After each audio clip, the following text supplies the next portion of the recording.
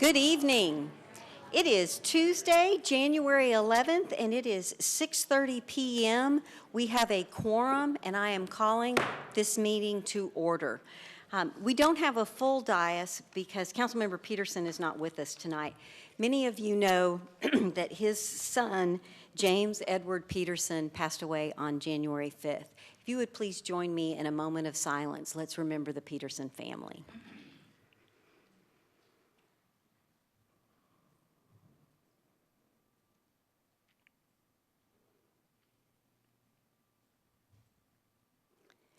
Thank you.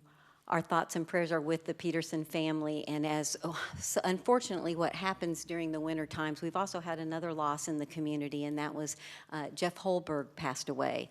And many of us remember Jeff as having been a city manager for a number of years for the city, and he was my neighbor. So I have asked Pastor Barty to include both the Peterson family and the Holberg family when he gives his invocation tonight. But first, we have a wonderful treat. We have the Red Rock RISE Space Program Group. I have to take a minute and tell you a little bit about them. RISE is the Red Rock Interplanetary Space Exploration. That's what RISE stands for. These are all fourth graders, and when I asked favorite subjects, mostly I heard math, a couple science, one reading, all things that are helpful if you're an engineer. Yes, I did mention that to them. And they just recently had a program where they stayed, I think they may have stayed even overnight, but they stayed overnight, and they made a shuttle out of trash bags and duct tape. So there is all I can say about that. So Red Rock Elementary having this RISE program, it was brought to them by Kaylee Felker. And Kaylee, would you wave so everyone can see her? And their principal is it's Katie Felker. I'm rereading my notes, sorry about that. And their principal is Kelly Hubley. And let's give these two ladies a round of applause. And then I'm going to introduce the fourth graders, and if you guys would come forward and stand here by the podium when I call your name. Cannon Barch, Lane Jacobs, Joshua Rivera, Jean Weberg, Cade Ash. This great group of young people are going to lead us in the pledges. If everyone would please rise.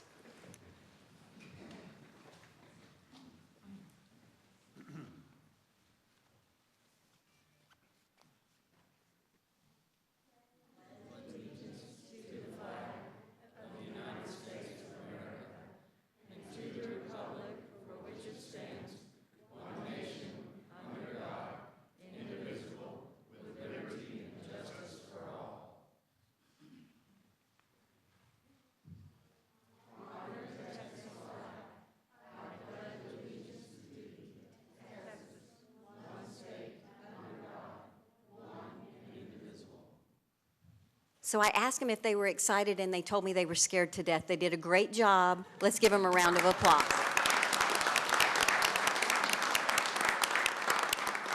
And Colin's going to take your picture if you'll stay up here.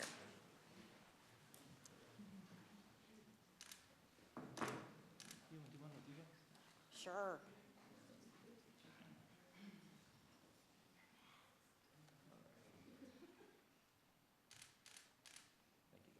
Thank you, guys. If you would please rise again.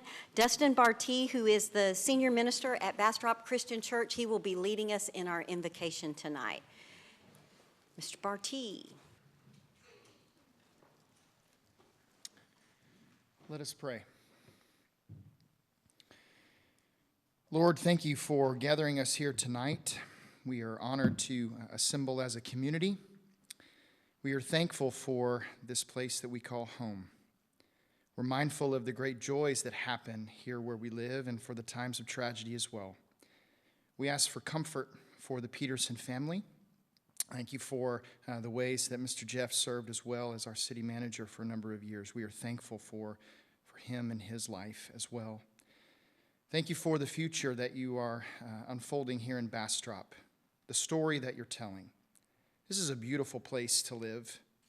We were reminded of that this morning with the sunrise, and we are thankful for the things that happen in our town and our county. Thank you for the beautiful people. And we pray your blessings on this time together as we discuss things, as we listen. Thank you for our public servants, for the way that they lead us, they listen, and they serve this community well. Bless our time tonight, Father. In Jesus' name we pray. Amen. Thank you. Now you can be seated. All right, we're going to dive right in. The first thing we have is my mayor's report. We're on item 4A. I have a couple things that I'm going to cover before we dig into the report. One thing I wanted to share with everyone about carts, just because I thought this was a very interesting fact. As of December 22nd, they had given on their Carts Now, the on-demand, 17,217 rides in the city of Bastrop, which I think is really impressive. They did start charging $2 for their rides. There is some discounts for seniors and some other things, but they run 7 to 7 Monday through Friday. That's a phone call away. And also to let you know that the e-cabs have shifted from 3 to 9 Monday through Thursday and 2 to 10 Friday through Sunday. So it's really cool to be a town our size and to be able to have those transportation options. We don't have an agenda item, but I did want council to be aware that I am keeping track with the COVID reports. Testing is, of course, up, and I wanted to let you know you guys are familiar with the fact that we are in trauma service area O, and that the entire state is divided into different service areas. And although the hospitalizations went from 4.47 to 11.87, that was the percentage of people in the hospital that are in the hospital because they have COVID. Back on December 26th, which was the last report, there were 173 people that were in the hospital, and this service area owes like 16 counties. It's a really big area. There were 173 people in the hospital, and there were 714 available beds. And as of January 8th, there was 472 people in the hospital with COVID, but there were 616 beds available. So, we are still seeing that the majority of people that are in the hospital are non-vaccinated. So we still encourage folks to get their vaccination and get their boosters if they so desire. I also wanted to let you know that we keep an eye on the school district, and there are 11,434 students in Bastrop Independent School District. And as of January 9th, there were 24 active student cases and 17 active staff cases, but they're also kind of on their winter break, so they haven't really updated all of their dashboard. But we are keeping an eye on that, and we do encourage everyone to stay home if they have symptoms, follow the CDC guidelines, use your head, make good decisions. We will all get through this. So with that, and we have a full house and a full agenda, Colin, we can go to the next item. I'm not going to talk about each and every one of the pictures, but I think 2/3 of these pictures were all taken on the same day. December is a busy, busy time. I do want to talk about how great the Bastrop County Historical Society, the rendezvous was really fun. I was able to show up there for just a few minutes, and the home tour was extremely popular. I know they had over 400 people tour the historic homes. Of course, the lighted Christmas parade, and some of you in the audience are here about the lighted Christmas parade. We are so thankful to Mr. Giblin for letting us use the balcony at the new building at 921 Main. Great place to call the parade. We enjoyed that. Thankful for the tree folks that were passing out loblolly pines in the community, and the Bastrop Student Council that helped them do that. The library open house was a ton of fun. That is one of Matt Lassen's boys that was pretty darn proud of his gingerbread house. And the chamber, of course, had their mingle jingle. That was a lot of fun over at Casa Chapala. And the Children's Advocacy Center had their open house. And Winter Blast, BISD was passing out coats and toys, and it was really great to be a part of that. So enjoyed doing that. All right, Colin, if we move on, these were the things that I promised I would do from January 4th to January 11th. I did every single one of them, except I did not do the Rolo Insurance ribbon cutting because it got rescheduled to January 18th, so I'm claiming that was not really my fault. And then if you go to the next slide, you'll see the upcoming events. Please, please be aware that there is a special election for City Council Place 3, and early voting starts tomorrow morning. So make everyone aware of that. Early voting starts tomorrow morning.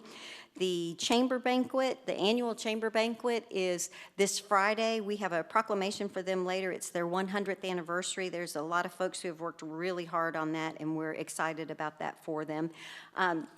Many of you got a flyer in your utility bill. January 15th is a paint only, but that is a Bastrop County household hazardous waste. This is the famous one where we come up with Bastrop beige because they take everything that's donated and mix it all together, and it's a great primer for projects, and they give that paint away for free.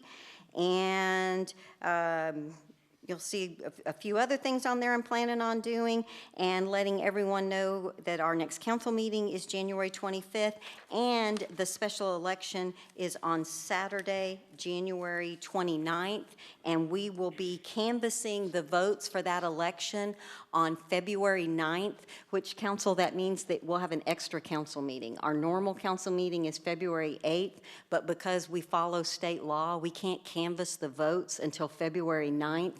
So it'll be a short meeting, but we will have another meeting on February 9th, and that should be on your calendar, but didn't want you to be surprised. With that, I'm going to move on to the next item, which is council member reports. Councilmember Rogers, do you have anything for us? Yes, ma'am. Normally I don't have much to say, but I did want to reach out to Curtis and his team. When I was running for the seat, 4 or 5 years ago, I was reached out, a citizen reached out to me over on Bush Cove about an issue he had, and it's been an issue for quite a while. But he recently sent me an email and was just ecstatic with how Curtis came up with a part of a solution that was outside the box. And not only the solution made him happy, the communication that Curtis and David did for him was over the top. So you guys always need to remember that communication is 90% of the problem normally. So I just wanted to reach out to Curtis and his team and let him know that it was very nice to get an email from this citizen, that I got several emails, and normally they weren't very happy, but this one was. So thank you for taking care of it, and thank you for communicating in such a great way and being such a great team member. Thank you, guys. Yay, Curtis, excellent. Mayor Pro Tem Nelson? Nothing tonight, Madam Mayor. Councilmember Crouch?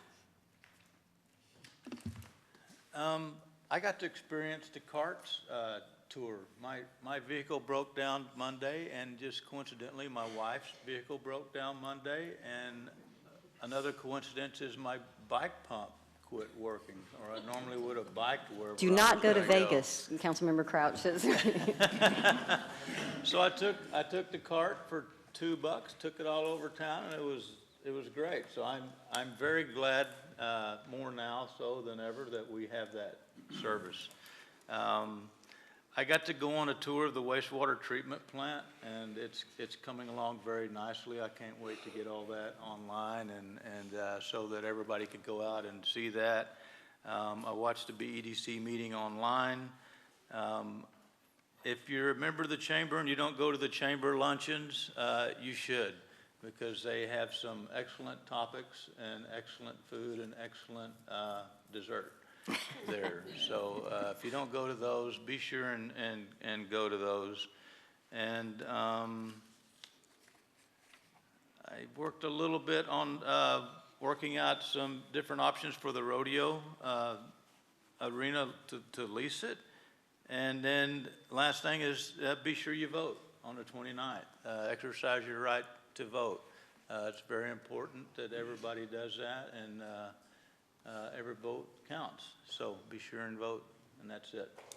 Councilmember Crouch, was the first ever time that we had to recount the votes because the final count was, I believe, 616 to 614. So Councilmember Crouch can tell you firsthand every single vote counts. All right, Councilmember Jackson. Well, I was just going to say it's been an interesting 2021 and even more interesting 2022. We've had a lot of joyous things and we've had a lot of sad things that have happened in our community. And so I just wanted to start off by saying that I got a chance to enjoy the wonderful, joyous Christmas celebration that was at the Performing Arts Center that was put on. It was for a nonprofit organization, and it was really exciting to be a participant in that. And Pastor Partee, who was here, was also very exceptional in that. And our own Terry Moore and some other people that were participating in that. So that was good. Of course, the Christmas parade was always exciting, and I enjoyed that as well. And I got to make it to my first rendezvous. I'd never been, after all these years, seems like my ticket or information I never got it in time for the rendezvous. So for the first time out of, I guess as long as it's been going on, I got to go to rendezvous and really enjoyed it very much. We mentioned about the passing of Jeff Holberg, whom I got a chance to serve as a council member with when he was our city manager here. In fact, I was on the team that hired him at that time. And but we had another passing in our community too that I just like to mention to, besides for Councilmember Peterson's son, and that was Miss Wilma Mays. And some of you may, if you're a longtime Bastropian, you might know her. She and her husband, B.J. Mays, own 2 service stations here in Bastrop, in downtown Bastrop. And she was also a longtime employee with the school district and with Walmart.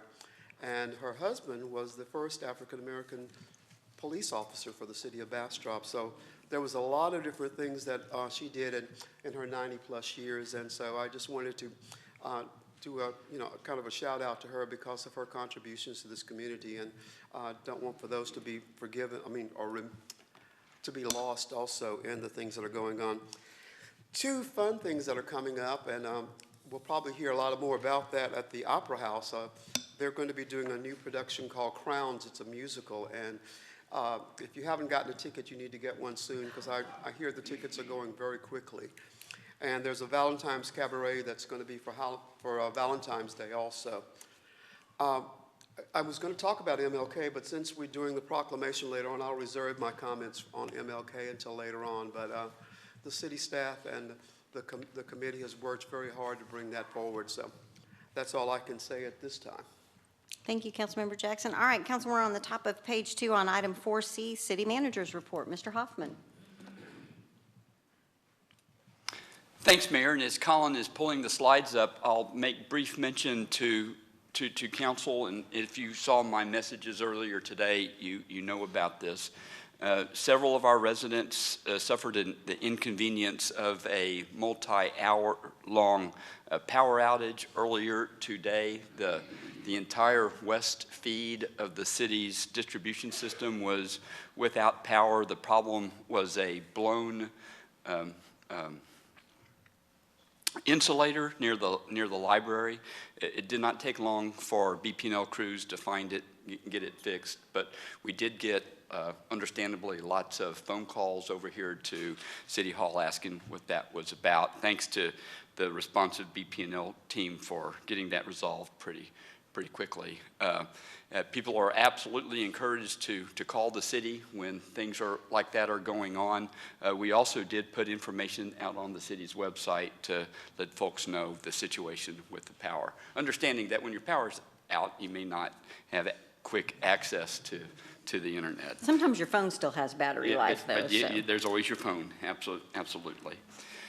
So to the slides, Council, one of the joys of being city manager here has been to be part of building a responsive and professional fire operation. The Chief Andreas Rosales and his team have worked awfully hard these last couple of years. New equipment, new positions, and now we have the ability to send full-time paid professional firefighters out to fire events and to accidents. We could not do it without the help of dedicated volunteers who have been committed to Bastrop Fire for decades now. One of the things Chief Rosales says is the paid guys supplement the volunteers, not the other way around. And I was happy to be part of a celebration of what's going on with the fire department a few weeks ago over the Christmas holidays. And while they were celebrating the holidays, Chief Rosales was able to, for the first time since the pandemic really started a couple of years ago, to share some certificates of achievement and some firefighter related achievement awards. A lot of this has to do with ongoing training. Chief Rosales does a terrific job of putting emphasis on making sure the paid staff and the volunteers have every opportunity to be trained. I won't go through all of those names, but those certificates of achievement were given to both volunteers and paid staff. I will point out the certificate of appreciation that went to Arnold Custom Builders. The Arnold name is very well represented on this list, and we appreciate that. Arnold Custom Builders has been donating quite a bit of time toward the renovation of Fire Station 1 on Chestnut Street, and we look forward to here in the next little bit being able to offer council members a tour of it. It's beautiful, it's functional, and something that we can be really, really proud of. So thank you to the Bastrop Fire Department. They really are a terrific group, very responsive, very professional, and Chief Rosales for his leadership. And thanks for allowing me to do that. Colin, next thing I'll mention is a drainage master plan public meeting that's being scheduled for January 26. We are producing information about this on the city's website and on social media. And Council, I told you about this a few days ago. And Council, you'll remember awarding a contract for this drainage master plan that you approved at a previous city council meeting. And during that presentation, we talked about the importance of getting public input. So this January 26th meeting will be an opportunity for people to hear a presentation from the engineering firm, the consultants, on their approach to conducting this master plan. And there will be opportunity on January 26th for folks to talk about their particular flooding experiences, so the staff and the consultant have the benefit of that information. And people will also hear about an online survey that people can respond to. You don't have to go to the public meeting. We encourage you to do that. And if you can't and you have something you want to share, you can go to the city's website. The information is also on this slide here, or call the city and we can help you with that too. We are very interested in getting your firsthand information about your history with flooding experiences here in Bastrop. And of course, Council will continue to keep you informed of how all this goes. Councilmember Jackson, I'm very happy to let you do the bulk of the presenting on what's happening next Monday with the Mlk Walk and Celebration. That walk is happening next Monday at 10 o'clock, and it will start as per usual at the Paul Quinn AME Church on Walnut Street. And the actual event will be virtual this year, and there will be information on how you can participate virtually. And Council, your next council meeting will be in 2 weeks. It too will be a full agenda. We've got a lot of important things on the plate for January 25th. One of the things we'll do that evening, and we're really excited about this, we've been working with the mayor for the last several weeks on creating our first annual State of the City address from Mayor Schrader. State of the City addresses are pretty common practice in other cities. That has not been a tradition here, but we think it's an important and valuable way of getting the word out in a concise way about all the stuff that is going on in Bastrop, and there is a lot. It's about a 25-minute long video with a lot of graphics and other kind of information about city projects, city initiatives, both recent and proposed for the future. And Council, another thing we'll be doing on the 25th is asking your consideration on the adoption of policy direction that you can provide to the Economic Development Corporation, and that is a follow-up to several discussions we've had here at Council, including a workshop where you heard some ideas about what that policy direction could consist of, and you gave us some great feedback, and I think you'll be pleased with the product that we're putting together. We've been working again the last several months after a brief COVID-related hiatus with the Youth Advisory Council. Those meetings are going really, really well. It is really joyful to work with those young students from Bastrop County high schools, and they need to be formally appointed by the mayor, and we'll schedule that for the 25th. Building inspection contracts, we continue to contract out the bulk of our inspection work, and that is proving to be effective and efficient, and we need to renew some of those agreements, and we're asking you to enter into some new ones so that we can keep up with the demand there.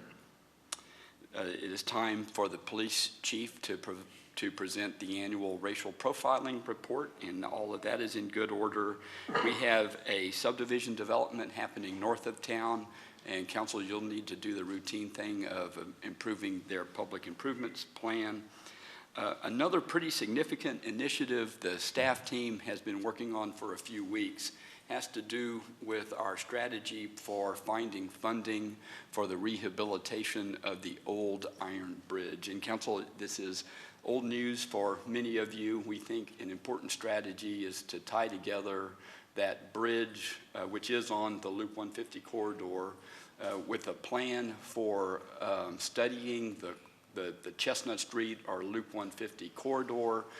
We have long thought that that corridor could stand some aesthetic and efficiency improvements that carry traffic, carry pedestrians, carry bicyclists, and we've been having conversations with the Capital Area Council of Governments about what all that might look like, and we have found a consultant who has had success with these kinds of projects in other places, and we have worked with them to develop a proposal that we're bringing to council consideration in 2 weeks.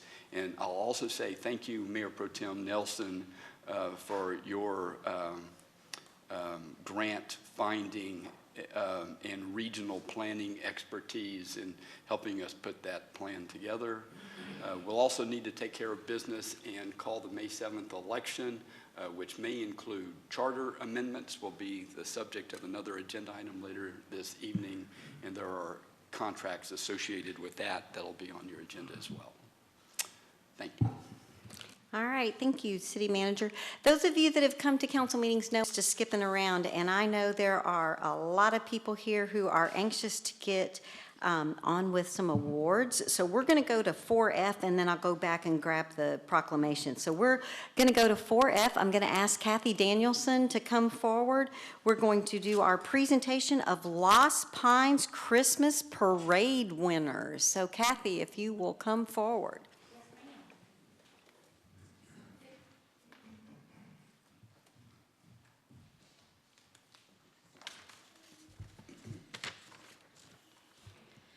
Mayor, Council, Mr. Hoffman, we're excited tonight to acknowledge the winners of the parade, and I believe we have a large number with us tonight. So when we call you up, if you would please come have your picture made with the mayor. The overall best Lost Pines Christmas commercial entry was Airbrush Tan.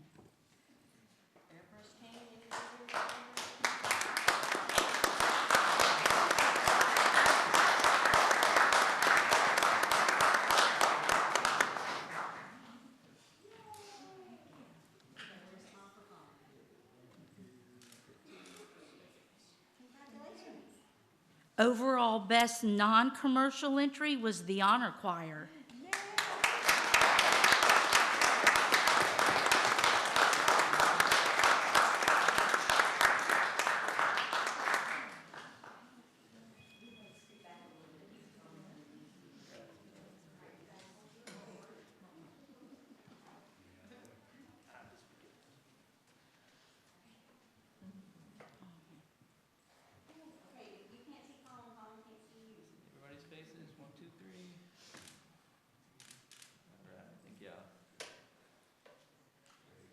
Most beautiful lighted float, Bastrop and Bastrop State Parks.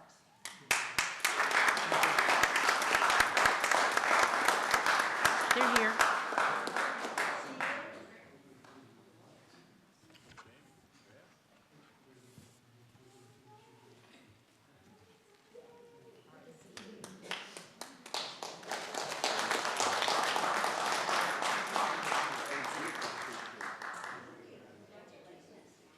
Best pedestrian group was the Cedar Creek Dance Team.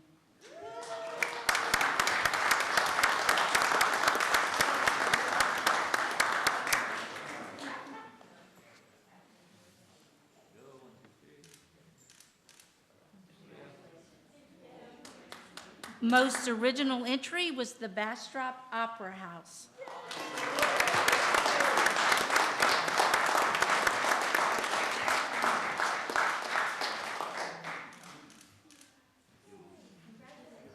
Best marching band was the Cedar Creek High School.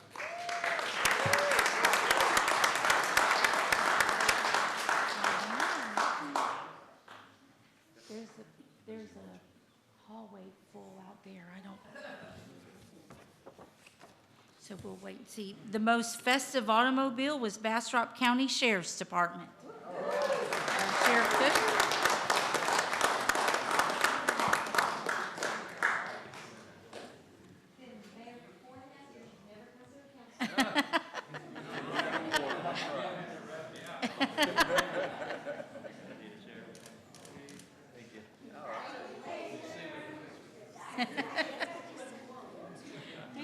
Most festive group riders, friends, and families of Texas Stars.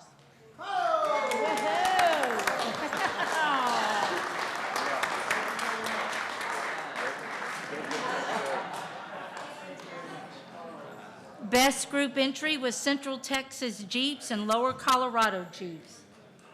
Yay!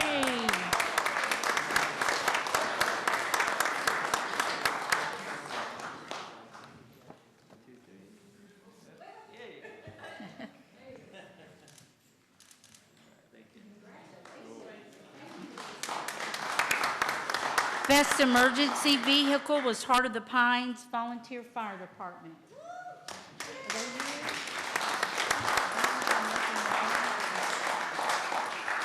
Nope, maybe not. Keep that.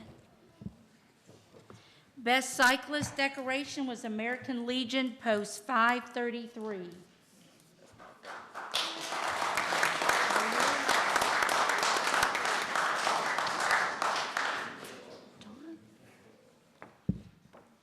Okay, moving right along, the best reason for the season was Premier Baptist Church.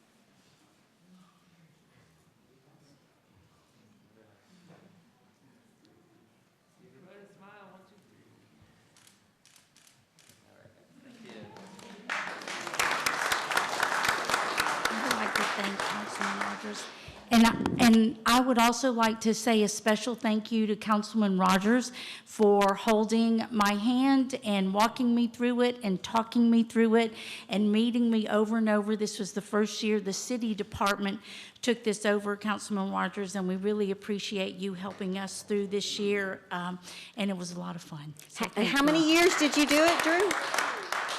Councilmember Rogers helped because she had done it for 13 years. So, excellent job, excellent job. Okay, I knew there were some young ones that wanted to go. All right, we're going to jump back to 4D, the proclamation for Martin Luther King Day. I'm going to turn it over to Councilmember Jackson and let you say what you want about the event. Well, this is the, thank you, Mayor. This is the 33rd year that we've had a countywide celebration for Dr. Martin Luther King Day. And each year it's been a little different. And and we rotate between the cities of Bastrop, Smithville, and Elgin. Can all of you understand me with my mask on? Okay. So it's been very exciting to do that over the last 33 years. We've started doing scholarships now, which we started doing about 5 years ago in all of the high schools in Bastrop County. It used to be just in Bastrop because we had a separate Martin Luther King Scholarship Committee, but now the 6 high schools in Bastrop County, Bastrop, Cedar Creek, Colorado River, Collegiate Academy, Smithville, Elgin, and McDade all get scholarships, and it's because of the fundraising that we do associated with the Walk for MLK on this day. So it's going to be fun. As we noted earlier, the walk itself is going to be an actual walk that we're going to do. It's going to start for the first time, actually, at the Paul Quinn AME Church. And it's going to go from Paul Quinn AME Church to the Kerr Community Center, from the Kerr Community Center to the Mount Rose Missionary Baptist Church, then to the Emile School, and from the Emile School over to Macedonia Baptist Church. And then the walkers will disperse, and there will be a live stream on Facebook for the program that's going to be held with the students from the 6 schools, as well as other entertainment and other things that are happening. At the conclusion of the walk at Macedonia, there's going to be a limited amount of box lunches that will be given out for those walkers that have gone through. But I just want to thank the city of Bastrop and all of the staff and all of the people from throughout the county that have worked to make this a success for 33 years. It's been really a labor, a joy, I guess you'd say, for a lot of us that have been working with it for that many years. And we're hoping to continue it, and next year it'll be in Elgin. So I think that's all I need to say for now. I mean, I was able to secure some, today, some K95 or masks for those people that are going to be walking. And if they don't have any, we'll have those available free of charge. So I got those today, and I'll be passing them out at the walk. And that's basically it. Excellent. Thank you so much, Councilmember Jackson. We appreciate that. I will be reading the proclamation as a part of that program. The mayor from Elgin will be there. The mayor from Smithville will be there. And we've kind of had normal ones. We've always done the walk, and we've had everything live. And then we've, last year, Smithville was hosting, and we did everything virtual. So this year we're doing partially live and partially virtual. But we always do our best to keep everybody safe, and we're always happy to have everyone participate. So I look forward to seeing folks out. If you are healthy and feel that it's appropriate, look forward to you walking with us on Monday. All right, with that, I'm going to move on to item 4E, which there's a lot of folks that I know have had a really long day, and that is the proclamation of the City Council of the City of Bastrop, Texas, recognizing the year of 2022 as the Bastrop Chamber Centennial Year. I have a short proclamation that I'm going to read. I have had the honor of serving on the Centennial Committee, so I've been involved with Baby Ruth is laughing at me. She and I have put some hours in together, getting ready for the gala. It's going to be a lot of fun. Look forward to seeing you guys, those of you that are attending on Friday. And it's important to note that the reason that it got moved to January is because the actual date that the state of Texas granted the Articles of Incorporation was actually on January 14th of 1922. So it just worked out for 2022 that it happened to be a Friday, and so that's why it's on January 14th. There are a lot of people who have worked really hard for it. It's a centennial year, and so I know that the Chamber's doing 100 Ways to Give Back, and they're featuring that at their Chamber luncheons, and you'll be hearing about the centennial year. You may get tired of hearing about the centennial year, because I think they're planning on using and celebrating the entire year. So, in light of time, I'll kind of hit the highlights on the proclamation. The Chambers honored our country for 30 years through the Patriotic Festival. The Chamber's committed to moving into the next century as the voice of business for Bastrop County. And the Chamber will celebrate its centennial anniversary gala on January 14th. Now, therefore, I, Connie Schrader, Mayor of the City of Bastrop, do hereby proclaim 2022 as the Bastrop Chamber of Commerce Centennial Year. I know that we have the president and staff, and I think you may have some board members and staff. If everyone would come forward, Colin will take a picture. Let's give them a round of applause.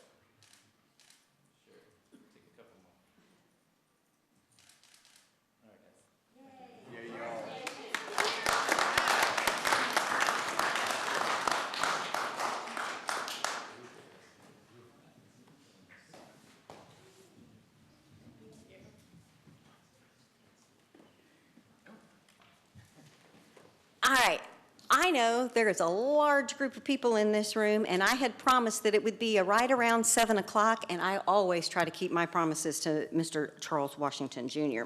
So we are going to be moving on to item 9A.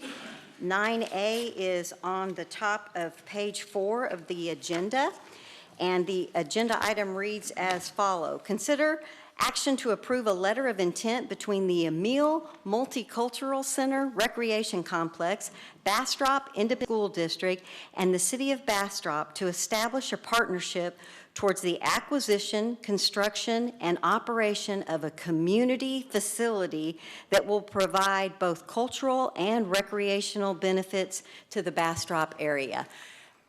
The city manager is going to say some words. We're going to ask the applicant. I have folks that have signed up to speak, but I get to go first, and I have just a couple of things to say. It is awesome to me that this is happening around MLK. I met Mr. Washington at the Emile School site the last time that the city of Bastrop hosted the MLK Walk, and he started talking about attending school there, everything about that school, how much that school meant to the community, how unique it was to be going to high school in Bastrop as opposed to even other cities that were within the county, how uniquely Bastrop, Emile had impacted his life personally and the folks that he had gone to school with. I was mesmerized, but Councilmember Jackson and the MLK Commission, they were pretty much trying to stay on schedule, and we had a whole bunch of people waiting for us at the convention center, so I had to run back over to Mr. Washington and give him a card and be like, I have got to talk to you some more. So the fact that it is 3 years later, and this idea of having a partnership between the city and the school district and the Emile Multicultural Board is just lightens my heart. I am thrilled that it's both recreational and historically honoring and preserving some memories that if it's not done, those stories will go away. We can't guarantee that those stories will be passed on. So if you were wondering how I feel about this, I'm pretty much in favor of it. With that, I will allow the city manager to do some additional introductions. Thank you very much for that, Mayor. I too have enjoyed the opportunity to get to know Mr. Washington and Mr. Coulter because we've been meeting for a few weeks now to flesh out the idea and to describe the partnership. Thank you for using that word, and to bring us to the point of where we're presenting this agenda item to you this evening. By no way do I want to take away from Mr. Washington's time. I know he wants to present the plan to the City Council and to the community, but before he does that, I do think it's appropriate for the city council to hear some words from the city manager about what I think are our major points of emphasis here as a city as we consider entering into this partnership. What we have before you, and thank you to the city attorney for putting this draft together, is a letter of intent. And those are important words. This is not a contract yet. It is non-binding, but it is an awfully important statement of what the city's intentions are towards making this partnership happen. So I don't want to underemphasize it by saying it's non-binding. It does represent, I believe, a commitment on the city's part that we want to see this happen. And even before I heard from Mr. Washington and his team and the nonprofit corporation that they created, Council, you'll recall that over a year ago, we started discussions in earnest about a recreation center, and that those discussions led to the addition of a recreation center to the city's capital plan.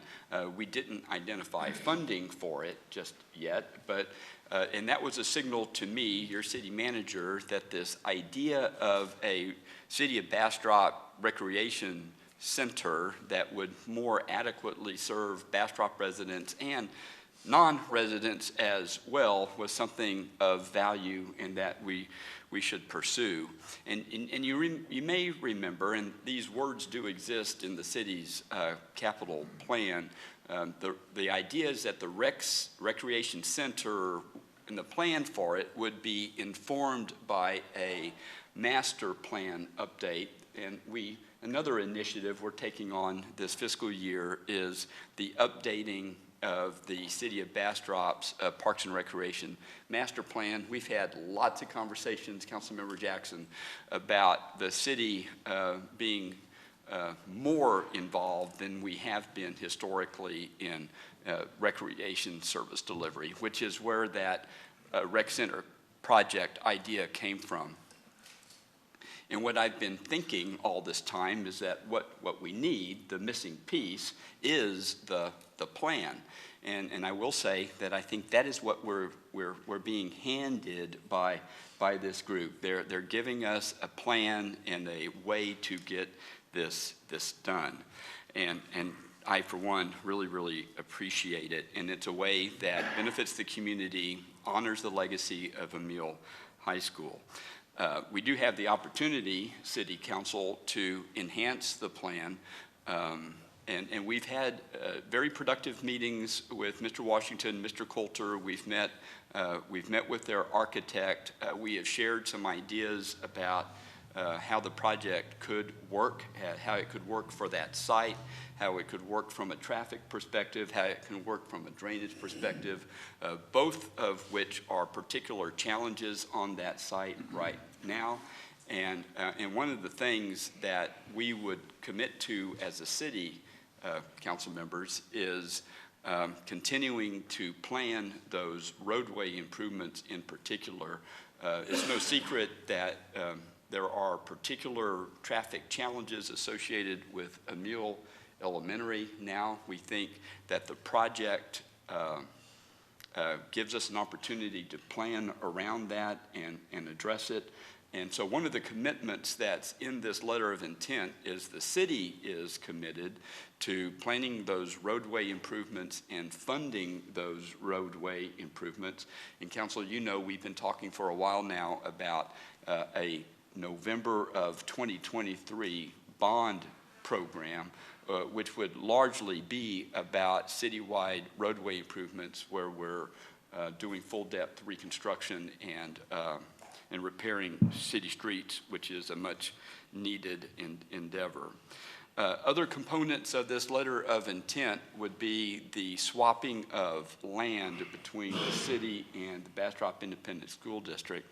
The site of the former Mlk High School is property owned by Bastrop Independent School District, across the street from Buc-ee's. People know it as an area that is used by the Bastrop Youth Soccer Organization now. The BYSO leases that property from Bastrop Independent School District. The idea is that ultimately, this is all what we intend to work on, the city would own that property, and in exchange, in swap, BISD would own the property we're very familiar with. We talk about it all the time, the 25 acres off of Lover's Lane and Margie's Way that has historically been used for recreational activities. The city has used that in the past for that sort of thing. I need to make it clear that while we're asking council to vote on this tonight, the Bastrop Independent School District has not yet had the opportunity to consider this, but it is their plan to consider this very same letter of intent. It is being presented as a three-party partnership agreement between the city, the nonprofit, and the Bastrop Independent School District. The basic idea is that the nonprofit would be in the lead as it regards fundraising efforts for all of this, and that they would guide the design process through its completion. The idea is that the city would handle the land development part, the construction management part, and ultimately would own and operate this recreation center. So council, from your city manager's perspective, a year ago we were talking about building a rec center, and we didn't have a plan for how to design it or how to fund it. Now that plan is absolutely coming together in this letter of intent, and we really do appreciate the partnership. And if it's appropriate, I think Mr. Washington would like to approach the podium and share some thoughts.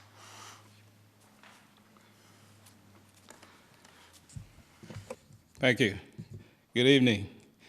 As Paul said, my name is Charles Washington, and I'm one of the 5 members, we call ourselves directors under the corporation, of the Email Multicultural Center/Recreation Complex.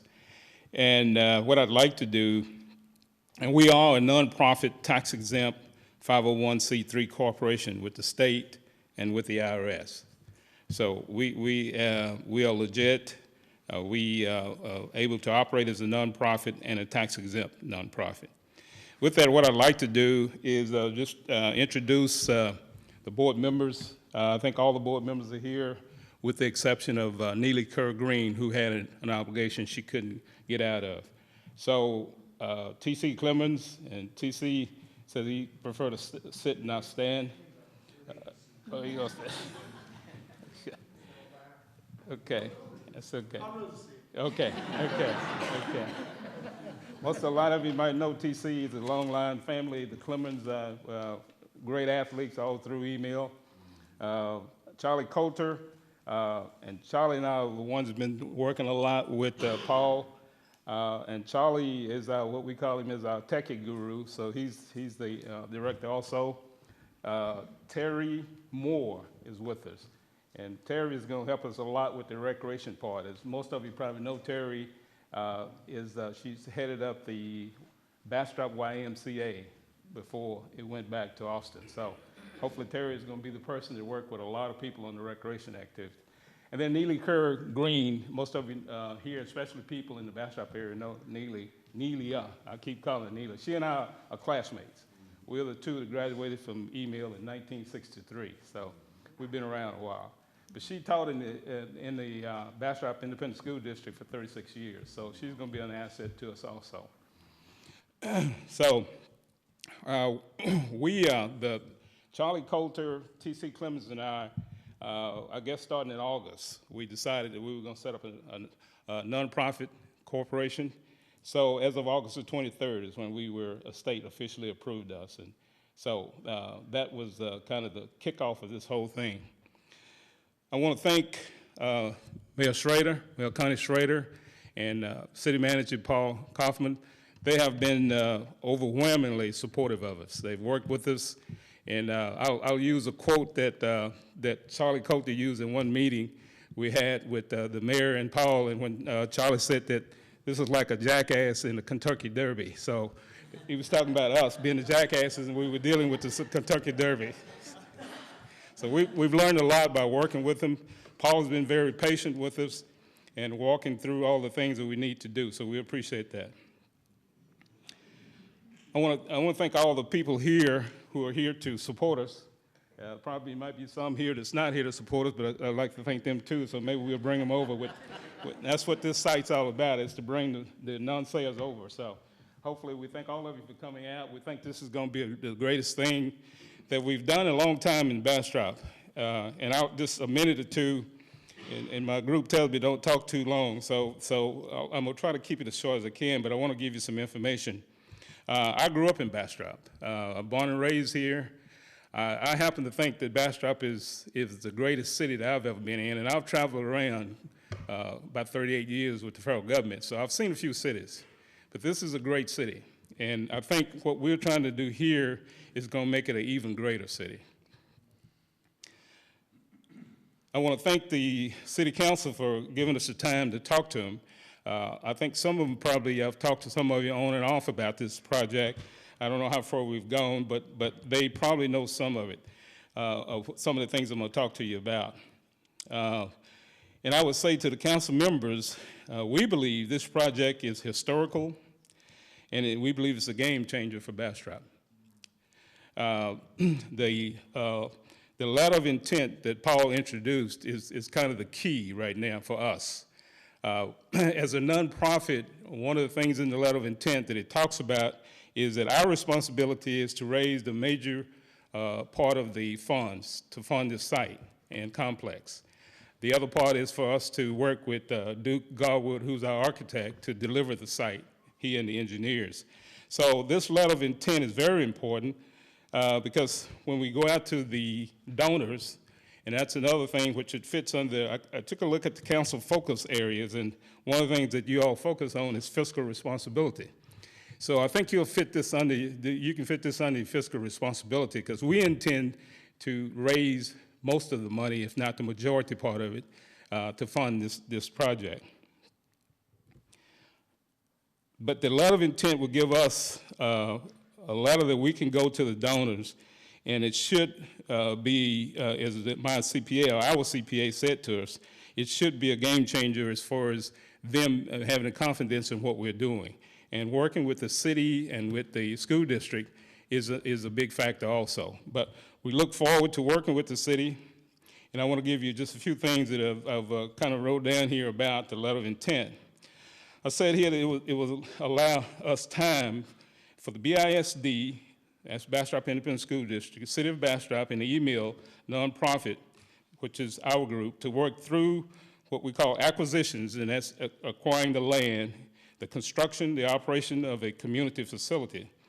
We believe it would provide both cultural and recreational benefits to Bastrop, the Bastrop community, and it will display Email High School and all the contributions during its 77 years of existence. And those of us that probably know some history behind Email, first class in Email was 1892 and was at Macedonia Church. The last class was 1969. In fact, my younger brother was one of the ones that went over under what was called the volunteer program then. So that was the last class. But 77 years this school existed, and we can tell you all kind of stories about it. And I've shared a lot of them with the mayor and Paul as we have some of these meetings. But I remember things like my owl in my family was one of the best football players, and people who live in Austin probably know Mike Washington. He used to play LBJ, and he was all everything. And I said to some people one day, was talking about Mike, I said, you should have seen his daddy. And he played at Email. I mean, you know, so that's what we think about Email. This site will allow all cultures to be acknowledged and celebrate their history. One of the things that this site will have is it's a 45,000 plus square feet building we're talking about putting up. And you can do the math. But in this building is going to be a 5,000 square feet museum, which we think is going to allow all the cultures to come together, and Email especially, hopefully we'll be able to show the 77 years of greatness and all the people who came through Email in each class and how they turned out through the classes. There will be soccer fields. We're thinking about the pickleball people. I think there's some pickleball people here, right? Yeah. They've already told us they want a minimum of 6 courts. So, and inside, he says. So I think we can do that. We'll have walking tracks. We intend to have space for reunions and other celebrations inside.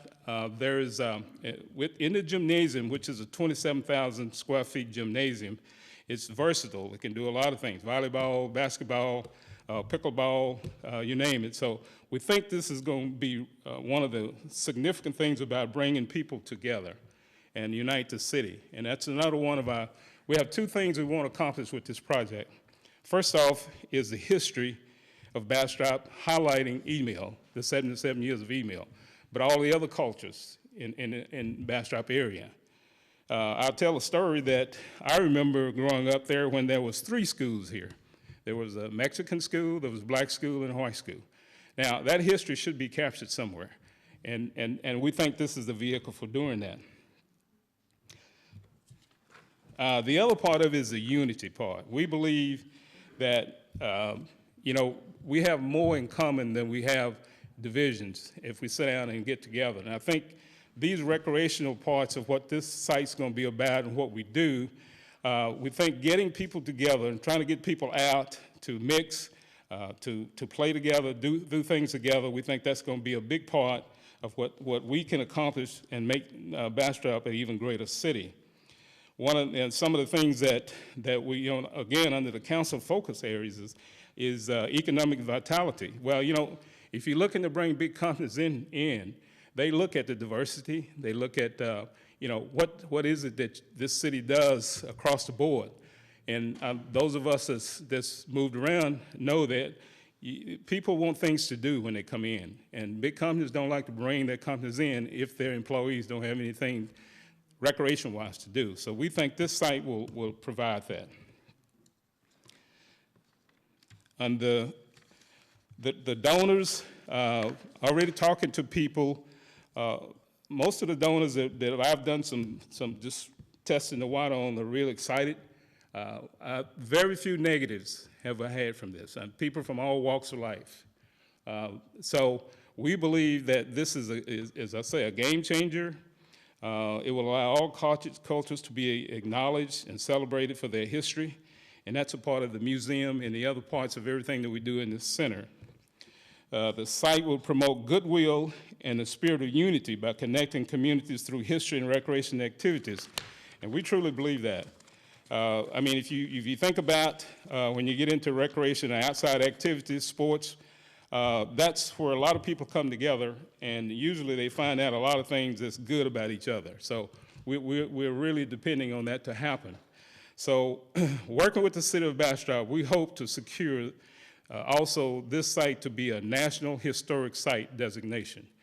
Now, a lot of people probably didn't, and I didn't know a lot about it until I started looking in, but what happens when you get to be labeled, get the title of a National Historic designation, you get yearly credits from the federal government, which means that's money that will go into keeping this site going. And as Paul said, Charlie and I made it real clear, we gonna do the best we can and to get this site complex project completed. But after we get it completed, we'd like to turn it over to the city. We have no needs, and we don't think we'll have the means to operate this. So we think if it goes under the city, with the city doing the programming and the managing and so on, that email will be around and people will always remember email. So we think that's going to be a good thing for us to do. So in closing, we're asking you, the city council, to vote yes on this letter of intent. Because as I say, if you can give us the yes votes on this letter of intent, that would give us the vehicle to go out and start raising the money. Until then, we don't have any way to go out because the first thing a donor is going to ask for is who owns the land. So if you can give us a vote on this letter of intent, a vote of yes, and then BISD, the city of Bastrop, and email, we will then get busy on trying to get this site constructed. So with that, I would as I say, there's a lot of things I could share with you, but I know time is short. So I would say thank you very much, and thank you for your time.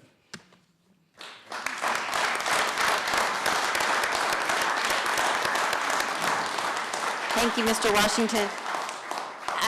Council, we have some folks that have signed up to speak and some who don't want to speak but want to voice their opinion. So I'll run through those, and then we'll have a conversation with the city attorney and make sure we get everyone's questions answered.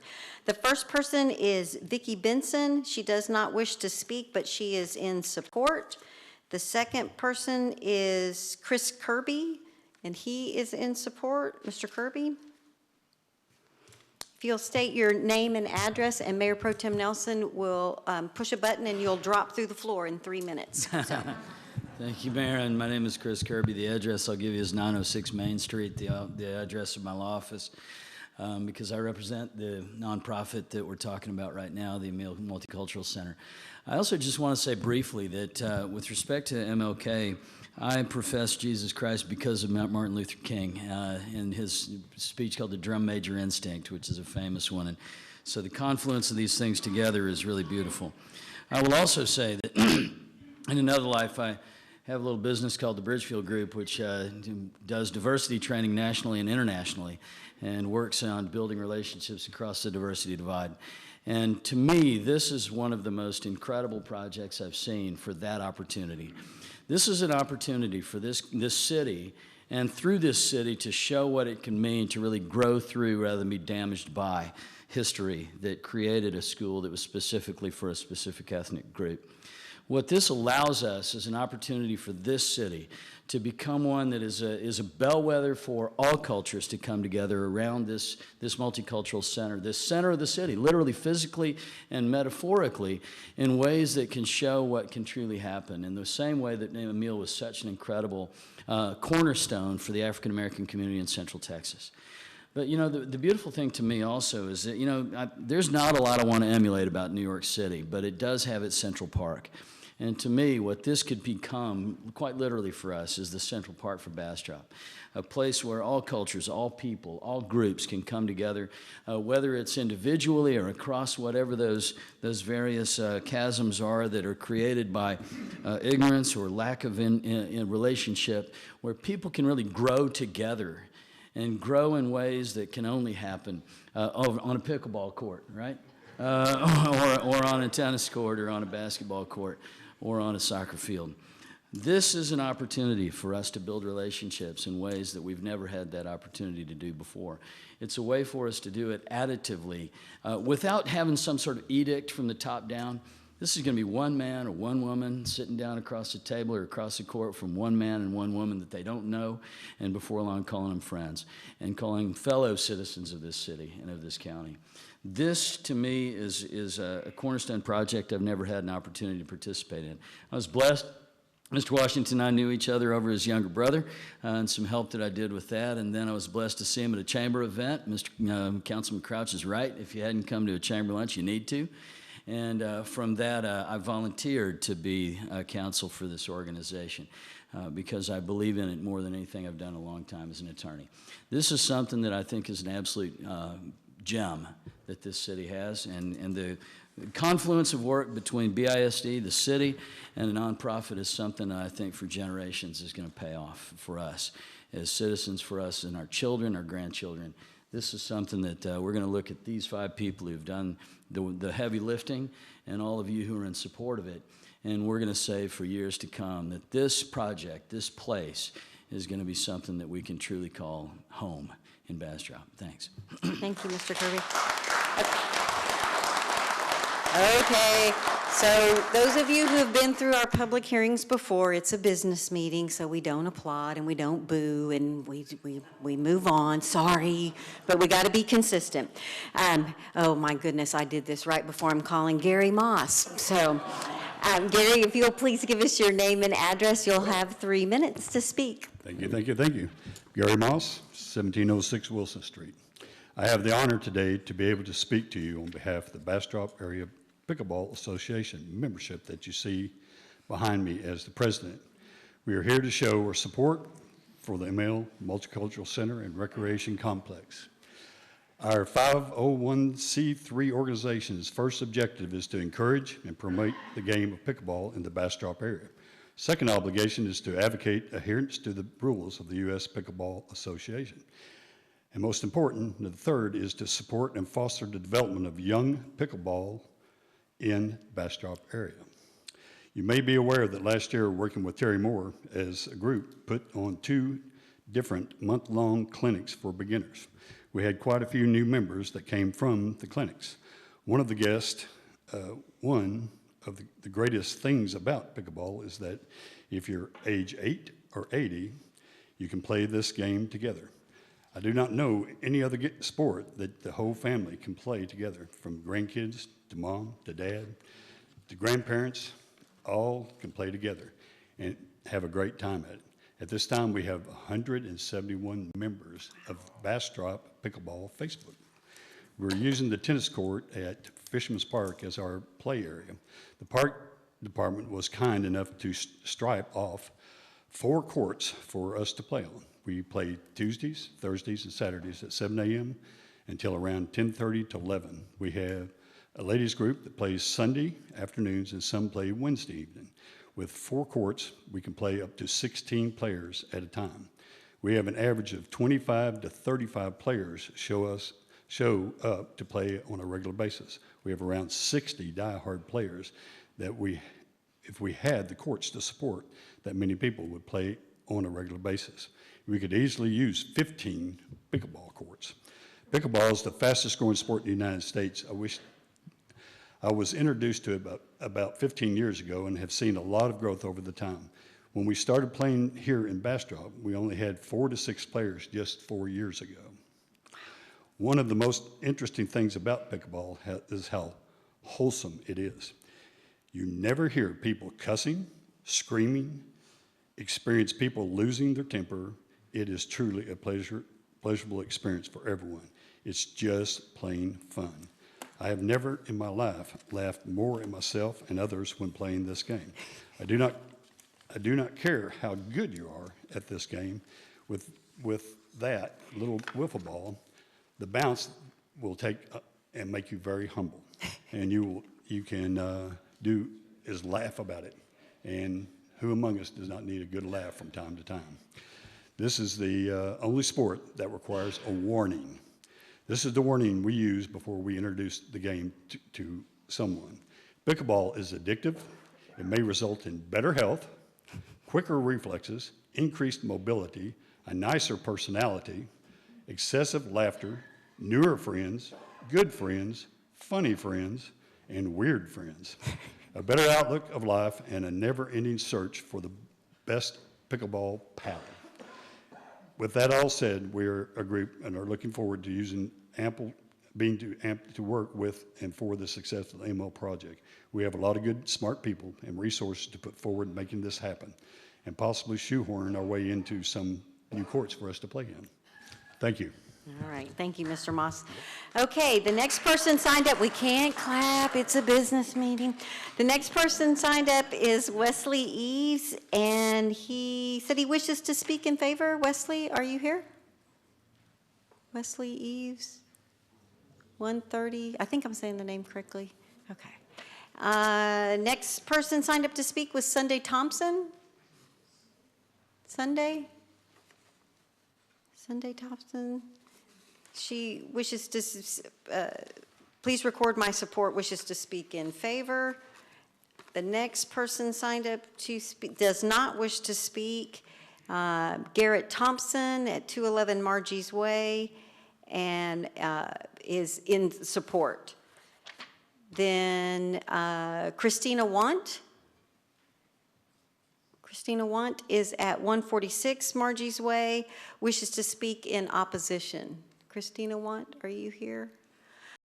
One of the things, and I know Mr. Thompson, Garrett Thompson, Sunday Thompson, and Christina Want, I do want to mention that one of the things they are concerned about is if all of the soccer fields move to the 25 acres, they're concerned about traffic. It's really important to know what we're talking about tonight is where the rec center would be located. So there's lots of details to be worked out, lots of things to still talk about, but I did want to make sure that council was aware that there's some concerns about the county road of Lover's Lane. So that is all that I have signed up to speak. Thanks again to Mr. Borquist for writing a letter of intent. I don't know if you write very many letters of intent like this with a nonprofit and a school board, and we appreciate the time that he took to do that, and want to reiterate Mr. Hoffman's comments that the city is only one part of this stool, and Bastrop Independent School District has to do their due diligence with their attorneys, and we're not stepping on toes. We're just taking care of our part of it. Council, do you have any questions for me, for Mr. Hoffman, for Mr. Borquist, or Mr. Washington? Councilmember Crouch? Is there a timeline for the BISD?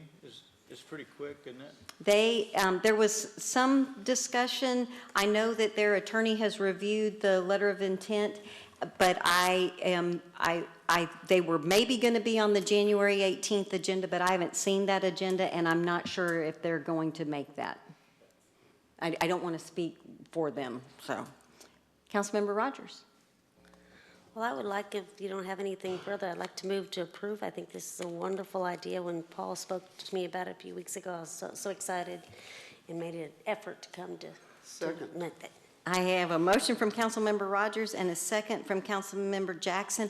I believe this is one that we'd like to have, everybody would have liked to have made the motion and everyone would have liked to have made the second. I was a little worried about everything jumping out, so. I was hoping to do that because I did have some comments about the project, but. Well, we have a motion and a second, and we can certainly have discussion. Councilmember Jackson. Well, those of you that know me know that for most of my time that I've been on the council, I've been very much a big proponent of recreation, and specifically trying to get a recreation center in Bastrop. And so this just really moves my heart to see that with this letter of intent that we're going to hopefully pass tonight, that this is going to happen. Besides for that, I went to email for 10 years and was very excited about that. So this is kind of a mixture between recreation for me, which is one of my big loves, and the Emile School, which was a big part of my life for the 10 years that I went there, and I graduated from Bastrop High School. But also because of the many different people that were involved in that school district and in that school. My uncle was the last principal when it was Emile High School, and my aunt taught there for 49 years.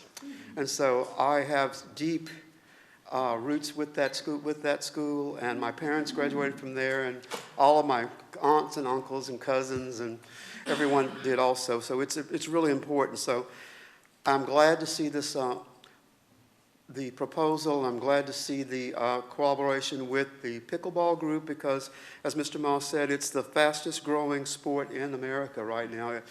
And through all of my research and looking at recreation programs, not only in the United States, but nationally, it's really, really growing a lot. So I'm excited about that because this collaboration will keep history alive by keeping the Emile history going over all these years, and also to provide a long overdue recreational facility that we've needed here in Bastrop. So I'm not going to say much more because it's just, it makes me happy that this is happening. Excellent. And so, thank you. You can't talk unless you come back to the mic because they can't hear you at home. Mr. Washington. I don't know if I'm going out of order, but I was remiss. I'd like to ask, how many people in here went to email or had relatives that went to email? Do you mind standing up? So, yeah, it's you're hard pressed. That's what we found. You're hard pressed if you go around Bastrop County to find people who didn't have some way of going to email. So, and these are some of the people that I've talked to. So I didn't want to be remiss and not at least letting them show the support. We appreciate your support. Thank you. Mr. Washington, your back was to him, but I think it's awesome that there were some white Boy Scouts that stood up too, because they go to Emile and they have a history with that school. I I think that's the bridge. See, that's the bridge we were talking about. There you go. That was exactly what I thought. There we are, building that bridge. Council, I also want to share with you that although Mr. Peterson was unable to be with us this evening, I've spoken with Mr. Peterson about the project. I know Mr. Washington's spoken with Mr. Peterson about the project, and he has a lot of wonderful things to say about the possibility of getting this done. So, Mayor Pro Tem Nelson, do you have a comment? I do. Okay. First of all, this is great. I think it's a great thing that private initiative for public benefit is ideal. I really appreciate the multifunctional aspects of this. I think that's vitally important for sustainability. And I want to make sure that you know that I fulfilled my commitment to you and never showed you this during your presentation. Thank you. All right, Council, we have a motion and a second. Madam Secretary, if you will call the roll. Councilmember Rogers? Yes. Councilmember Jackson? Absolutely, yes. Councilmember Crouch? Yes. Mayor Pro Tem Nelson? Yes. The motion passes unanimously. Now we can have a round of applause.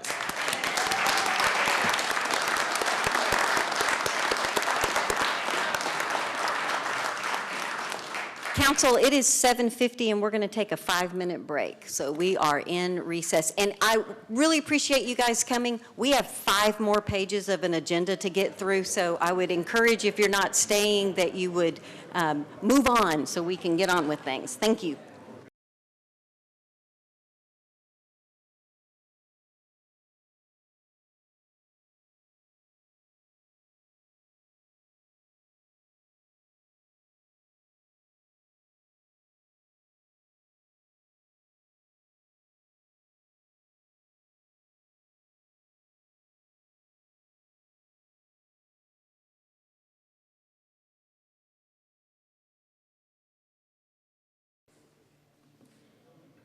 All right.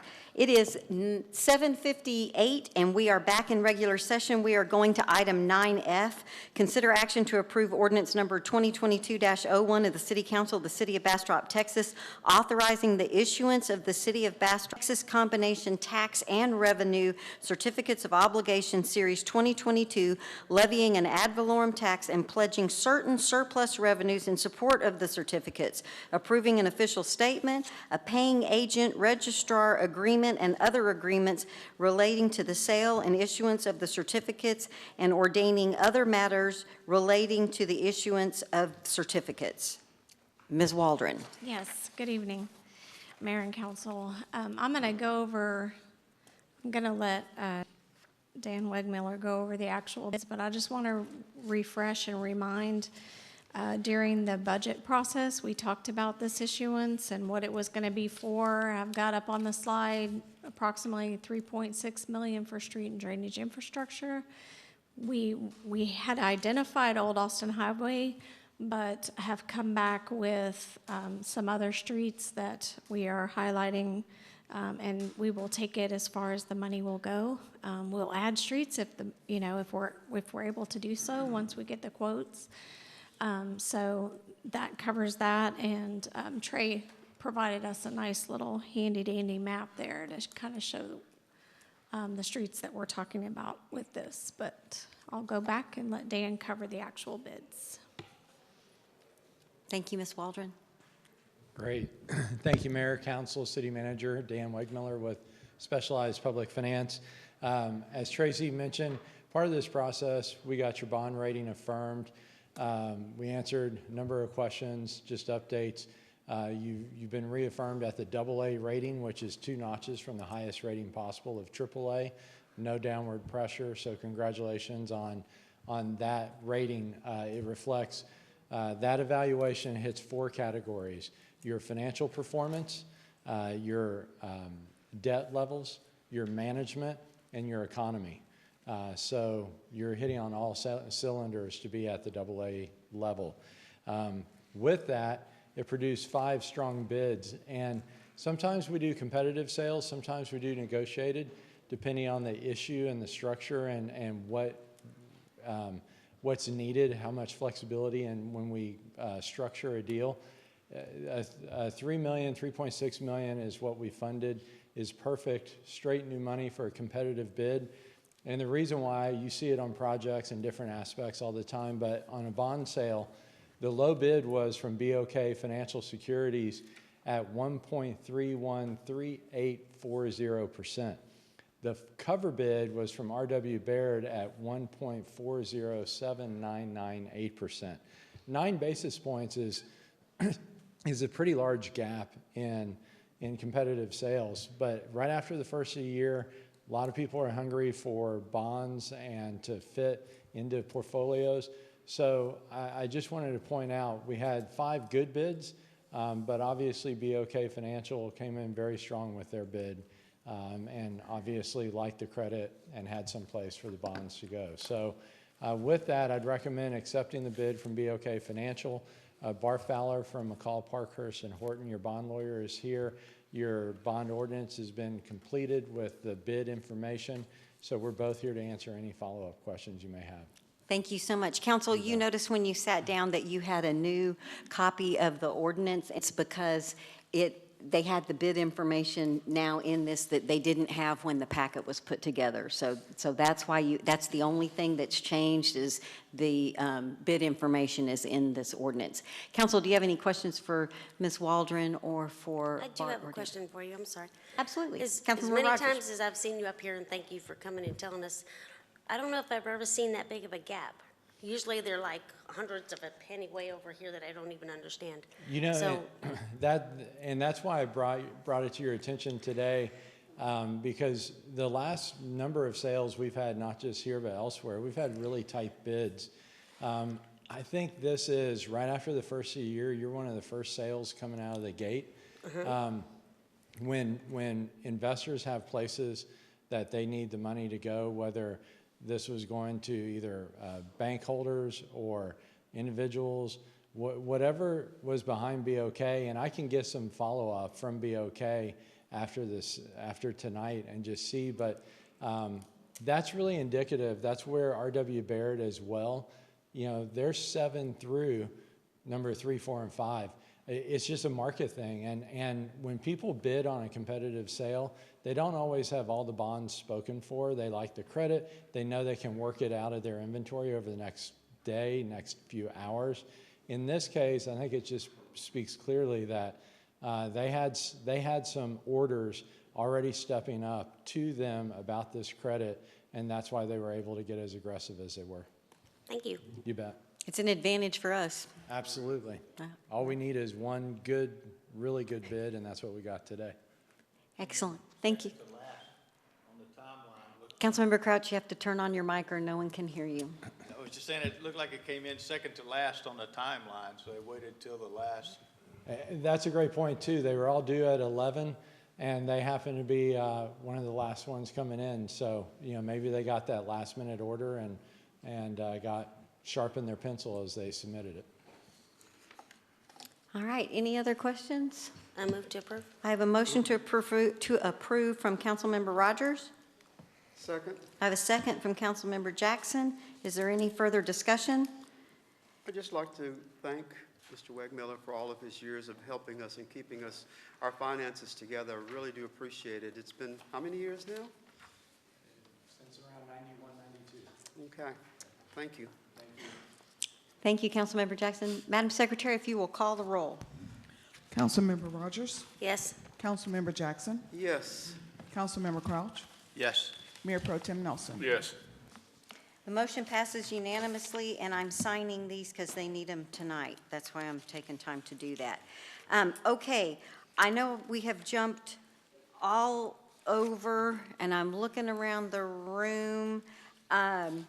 We are going to go back to the beginning of the agenda, and we're going to do citizen comments. We're on item 7, citizen comments, and the first person that we have for citizen comments is Roger Wallace Henderson. Mr. Henderson here? All right. The second person we have is George Granada. He does not wish to speak, and his comment was, "I moved here running away from traffic and noise." And the third person is Cheryl Lee. sure Ms. Lee is here. Ms. Lee, if you'll please come forward and state your name and address, you will have 3 minutes.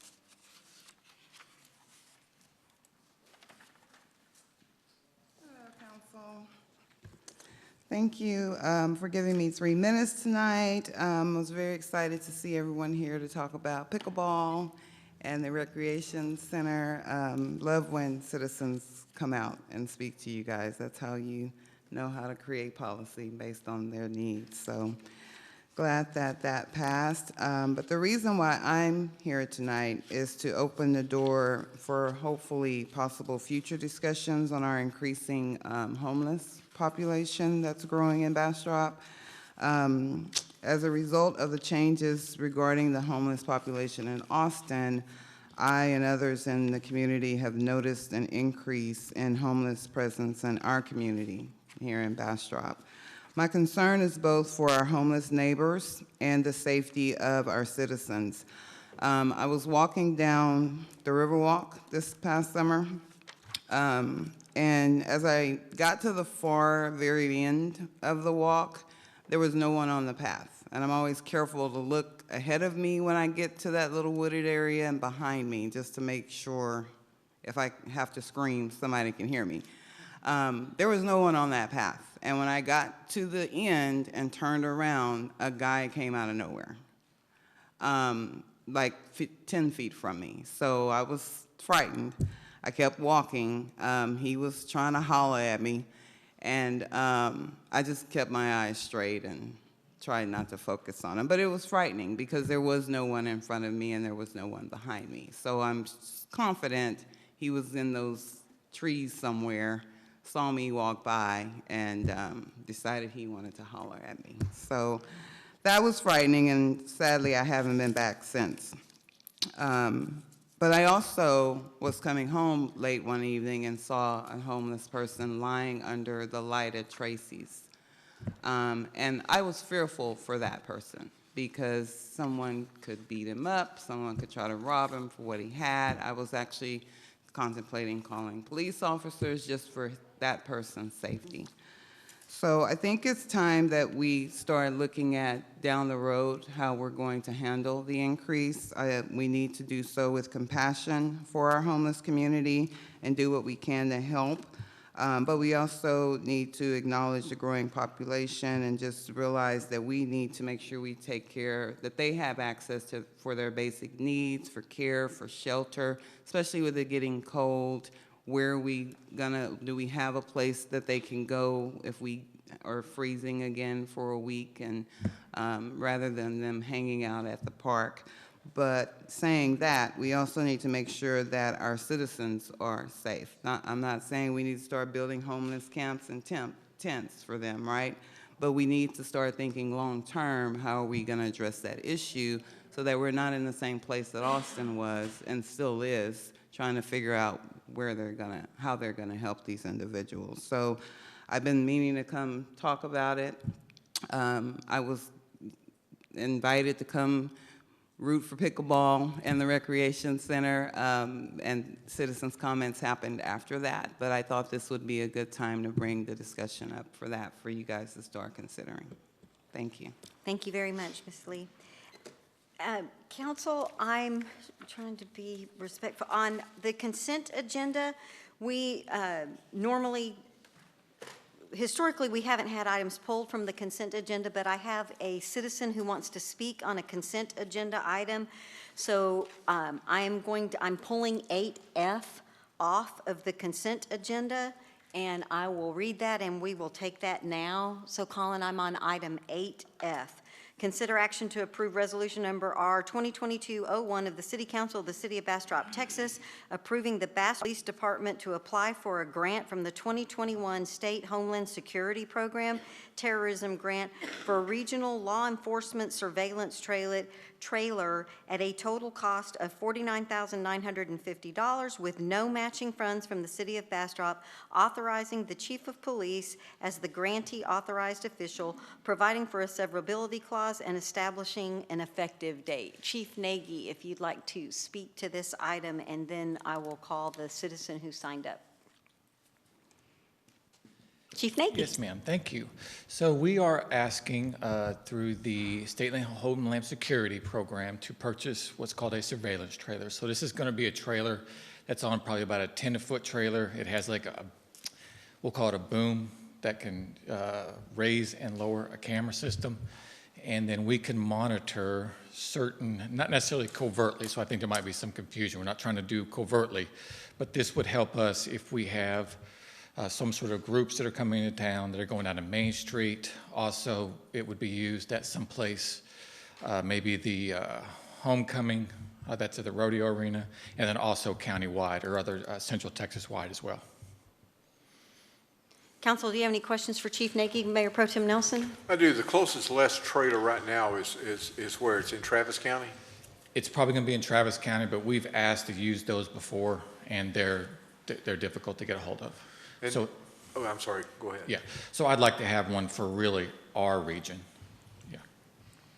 And those trailers are that Travis County has procured through the same grant process through the Governor's Office of Homeland Security? They might, or they might just buy them outright through their budget process. Yeah. And there's no city money involved in this at all. It's a 100% grant, but no matching funds. That's correct, sir. Yes. Thank you. Councilmember Crouch? Are they manned or unmanned? They are not. So they can be manned. So they come on a small trailer, and we can pull that with just about any police unit. We can set that somewhere if we think that we're going to have a protest or something that might just need a bit of monitor. So not necessarily monitoring a protest, we might be monitoring someone that's kind of that might be trying to come in and aggravate the situation. And we've had something like that in the very recent past. And then you can monitor them from a central location, right? You don't have to monitor them right there at the That's correct, place? yes. Yeah. So it's not really going to take up any of your staff. It's like an extra set of eyes. Yeah, HEB people, parking maybe the lot. public might have seen these type of trailers. They won't be exactly like, but at a construction site where they've got the small trailer and it has a boom that goes up and it has the camera. Councilmember Rogers? And if we were so lucky to get the grant and get this piece of equipment, we would be open to allow other people in the county to use it if we weren't using it, our other fellow people. So, it would be good for everybody. Yes, ma'am. We'll maintain it, but if, for example, Fayette County would like to use it, they've got some sort of event that... or Smithville or Elgin or something. Yeah. So we actually have to take it to them, and then they borrow it, and then they bring it back to us. Thank you. Councilmember Jackson? It just seems like a no-brainer to me. I mean, because it's no matching funds, it does something good for our community. So I'll move that we accept. We have a citizen comment that we need to hear before we get a motion. Well, I'll reserve my motion for Absolutely. after the citizen comment. All right, I have a citizen comment from Chris Kirby.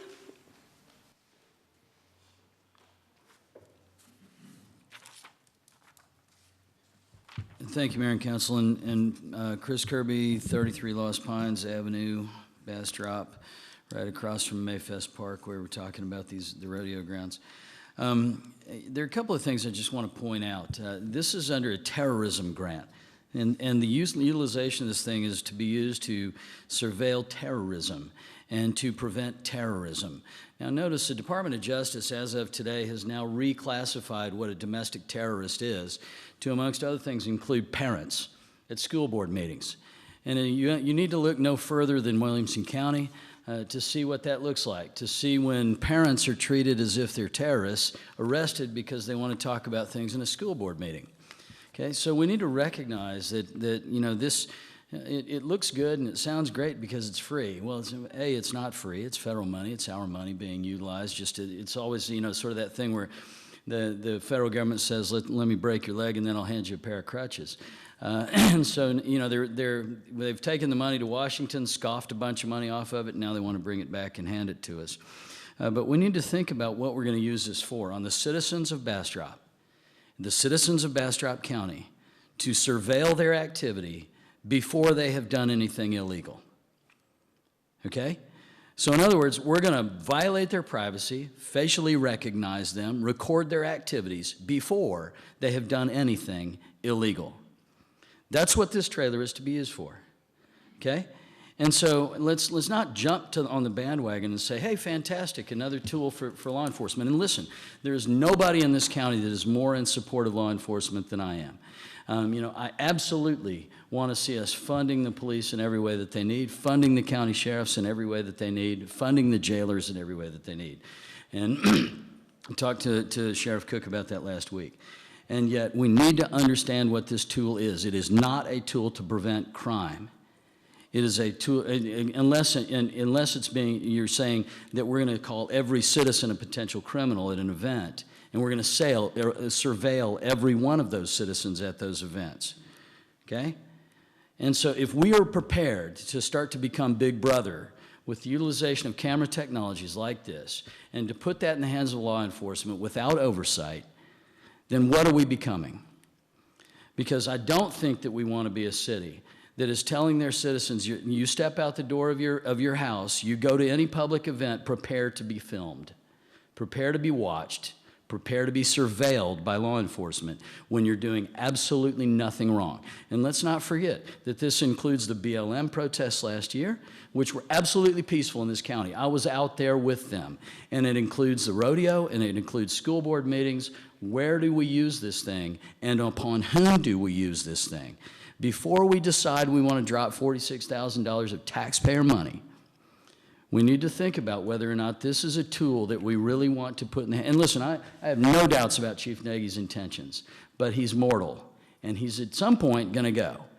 Hopefully, dancing streets of Jesus, right? But you know what I'm saying? We are going to have someone else come in. We're going to have other law enforcement people come in.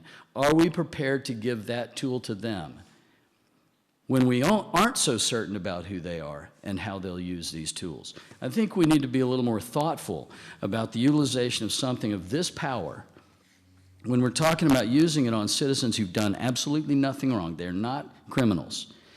Now, DOJ wants to call them terrorists because they want to go in and speak into at a school board meeting to speak to those agendas, but they are not criminals.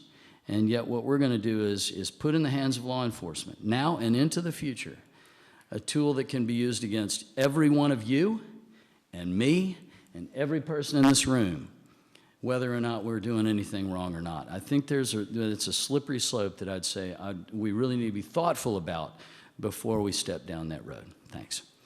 Thank you, Mr. Kirby. Chief Nagy, do you have any comments? Yes, I can appreciate his concerns, but this trailer does not have facial recognition. It is simply not equipped with something like that example. This trailer is simply there because, yes, we can watch our major events. There is terrorism. We are not a hotbed for terrorism, but we have had incidents in the past where we have had to really use our manpower. And what this is, it's not covert, so it's not hidden behind, it's not on a light pole. It's blatant where you can see it. And I know from my perspective, sometimes I appreciate that what is going on is being monitored, because I want to make sure that hopefully nothing does happen, because it can deter, because it will be there. And then if something does happen, I have video evidence as such. Councilmember Jackson? Right. I respect what Mr. Kirby and, of course, what our chief said. And I think that, like what the chief said, it's really to observe things that people that are coming into our community that could be potential threats. I think it's more for that than for our own citizens here, because the times are changing, and the cultures are changing, and we've had some things that have happened in Bastrop that need to be monitored from time to time. And so therefore, I'm still in favor of us applying for this grant. I'd like to make a motion that we go ahead and consider the resolution number R2022-01. I have a motion from Councilmember Jackson. Can I ask? And we need a second before we have the discussion. I second it. I have a second from Councilmember Rogers. Councilmember Crouch. I think maybe my question would be to the city attorney, maybe. So in having this type of camera, what's the difference between that camera and at let's say Academy parking lot, or at the high school parking lot, and personal camera at somebody's front door, a Ring doorbell. You're doing kind of the same thing, right? Except one's on private property, one's on school property or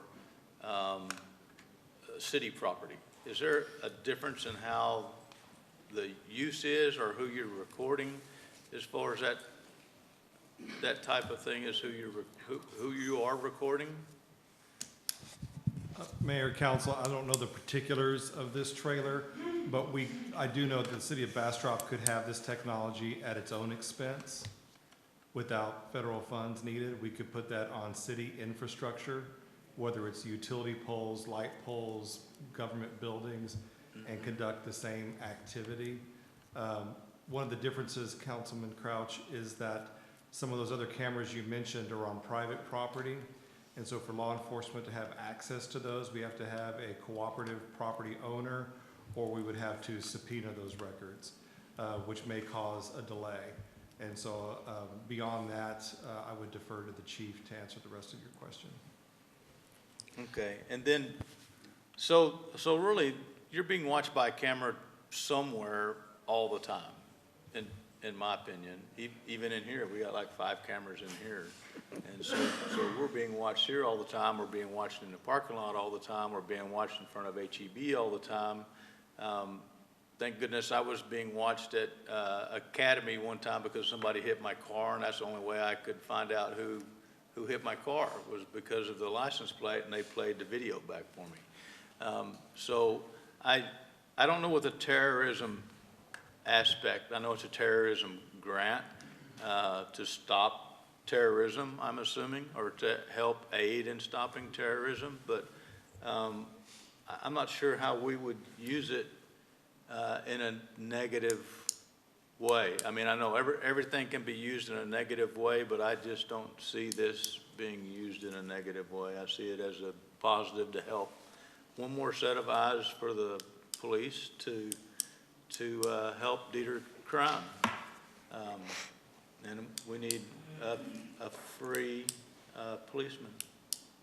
Thank you, Councilmember Crouch. I think it's also important to note that Chief Nagy didn't just accidentally get the job. The Chief Nagy and any future police chief is going to be hired by a city manager. That city manager is hired and supervised by a council. That council is elected by the citizens. So there won't be someone in Chief Nagy's job when he becomes rich and famous and takes another job or retires or whatever Chief Nagy does. The entity goes on and the oversight is in place. So, Councilmember Rogers, you have anything to say or are you ready to vote? I have a question. Yes. Chief Nagy, for a private citizen could be standing on Main Street and recording you at any time with their phone. That's correct. And there's no law against it. Anybody can record you as long as you're out in public for whatever reason. Yes, ma'am. Okay, so that's just the way the world is right now. Thank you, Councilmember Rogers. Mayor Pro Tem Nelson? Chief, there is a deterrent aspect to this also. I mean, is there not, when we look at the grant process and look at the use of cameras, it's a deterrent to hopefully to preclude a crime occurring by the perpetrator, not so much by a citizen, but by somebody intending to perpetuate a crime, correct? That's correct, sir. Yes. Councilmember Crouch, did you have another comment or question? Is it possible to ask Mr. Kirby another question?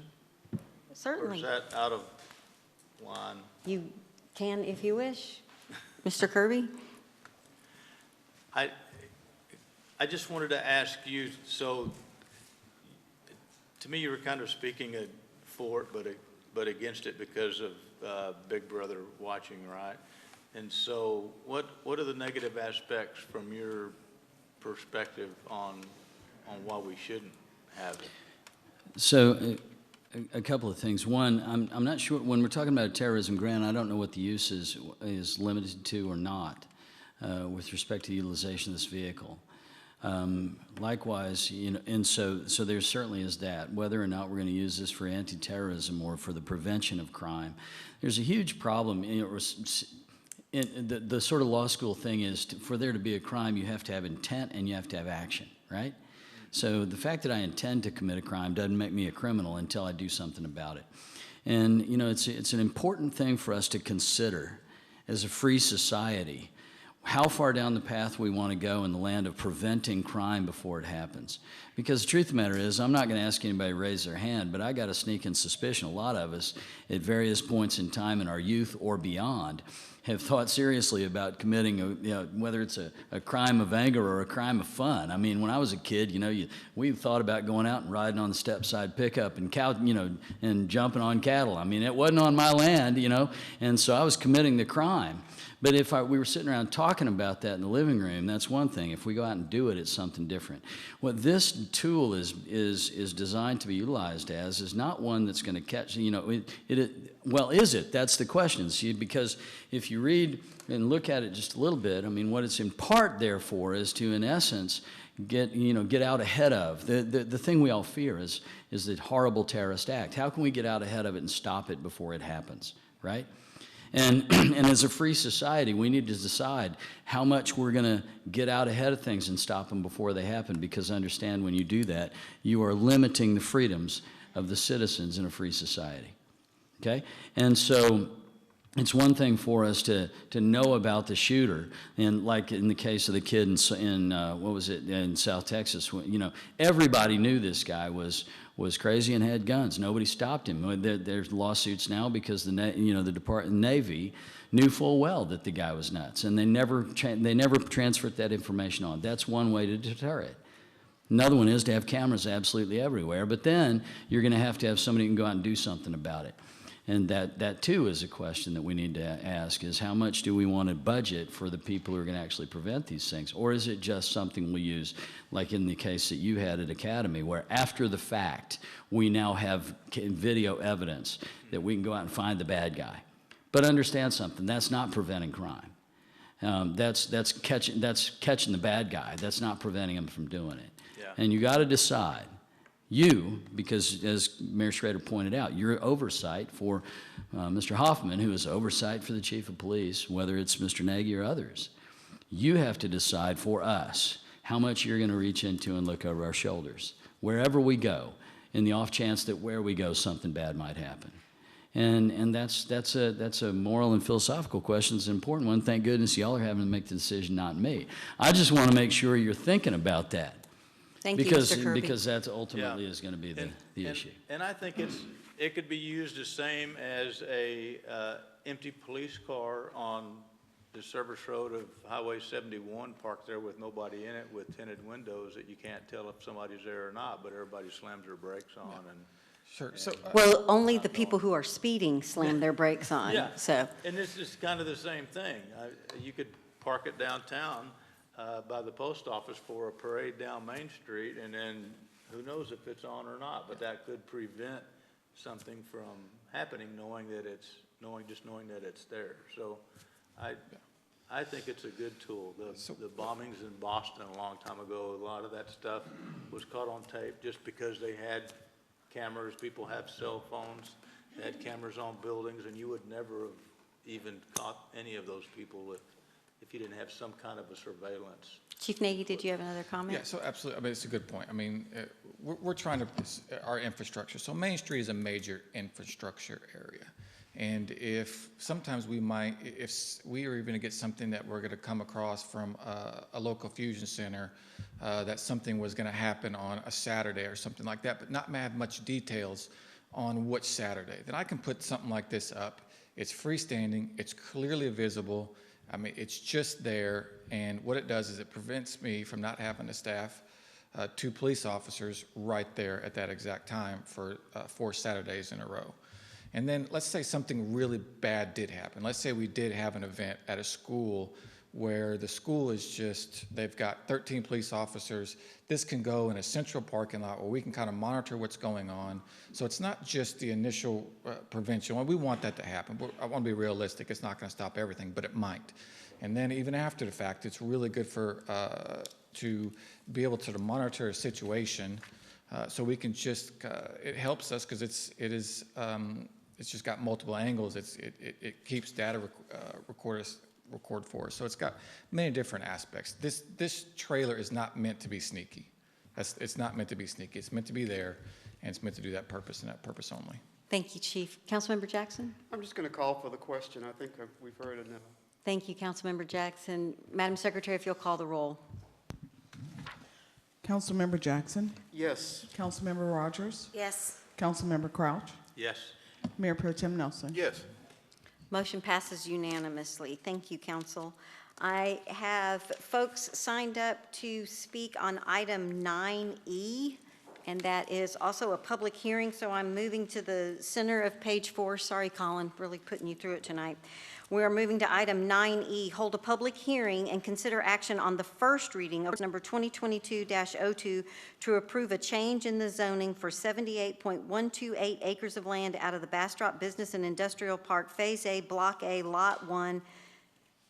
I said Phase A. Phase 1, Block A, Lot 1, from P2 rural to P-EC, which is Employment Center, and establish the Bastrop Business and Industrial Park zoning concept scheme on 146.213 acres in the Bastrop Business and Industrial Park subdivision, with the condition of adding a 75-foot greenbelt buffer along the south and east sides of the park, in which trees cannot be removed, located south of State Highway 71 within the city limits of Bastrop, Texas, as shown in Exhibit A, providing for findings of fact, adoption, repeal, or severability, and enforcement, establishing an effective date and proper notice and meeting, and move to include on the January 25th, 2022 consent agenda for second reading. Ms. Bills.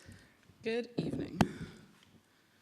So tonight is a rezoning request and a zoning concept scheme overlay, well, not overlay, but that's our process for establishing new base zonings and then also establishing kind of the future development plans for a new property.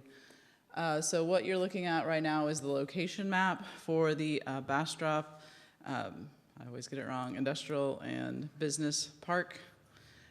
So this is owned by the Bastrop Economic Development Corporation. A lot of the land in the crosshatched area and to the south, and some other lots throughout. The area in the crosshatched location is currently zoned P2 rural. So when we did our B3 code zoning and we rezoned everything in the whole city, we did what we called like for like zoning. So we had 36 different zoning categories, and those collapsed down into the 8 zoning categories that got established with the B3 code, and everything had a conversion table.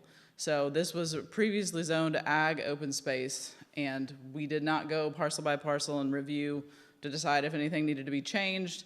It just got moved over to the corresponding category. And then after that, we did have a little bit of a period where some people, if they had issues with that category, could come to council and get that zoning done. This was not one that got brought up when we were doing that process. So prior to the B3 codes, this was zoned ag open space. Now it's zoned P2 rural in our code. So what is before you tonight is to rezone that 78.128 acres from the P2 to PEC Employment Center, which is what the remainder of the park is under. The zoning concept scheme is over the entire 146 acres of the park, and that helps establish where the future roadway network is going to go, and also to establish some development standards that we'll go over here later. In our future land use plan, this area is designated as industry. So when we were looking at the future land use plan in 2016, this was the future plan for this area, was to be a future business industrial park area. So in this plan, you'll see 3 complete blocks. That means actually this, the whole block connects from, you can go walk all the way around it, and 2 partial blocks. And there's 2 proposed street extensions in this, the Technology Drive, South Jackson, the extension of that, and then 2 new streets that will provide future connectivity. So as I showed, we have the existing zoning. The gray area is the employment center zoning. The light purple is the P2. You'll see kind of around you have a mix of neighborhood P3 zoning. The county is in their own planned development district, and then there's some P5 core in there as well. So one of the things with the B3 code that was kind of a newer process that kind of came out of our drainage moratorium was to make sure conceptually that the zoning that was gonna go in that area is something that can be sustained in that area. So we require what's called a conceptual drainage study that looks at the existing water flows, does some rough calculations, kind of high-level math to say, you know, we're gonna put 80% impervious cover over this. Do we have enough land area to hold that water and make sure that we don't flood someone else downstream? So you'll see in this exhibit, the blue lines are the existing creeks and waterways through the development. And then they have these little kind of cross-hatched areas are the anticipated future locations of the drainage ponds. So that those actually developing the ponds, getting the actual construction plans for what those will be, how big they're actually going to be, that'll be determined later when we actually get to the construction plan phase, and then site development plans depending on you know, what phase we get really detailed plans that'll affect the actual drainage. So with the conceptual drainage plan, our engineer did review this and determine that conceptually this can handle the additional impervious cover. You can see the water flows from the east down to the southwest corner there, and it'll discharge over in that to the south. Some of the ponds in the park already discharge to the west a little bit, but we know there's some existing waterways, some kind of some those darker lines through there mean that's kind of that's a you know a ravine through the area. So that has been looked at, and the engineer has approved that.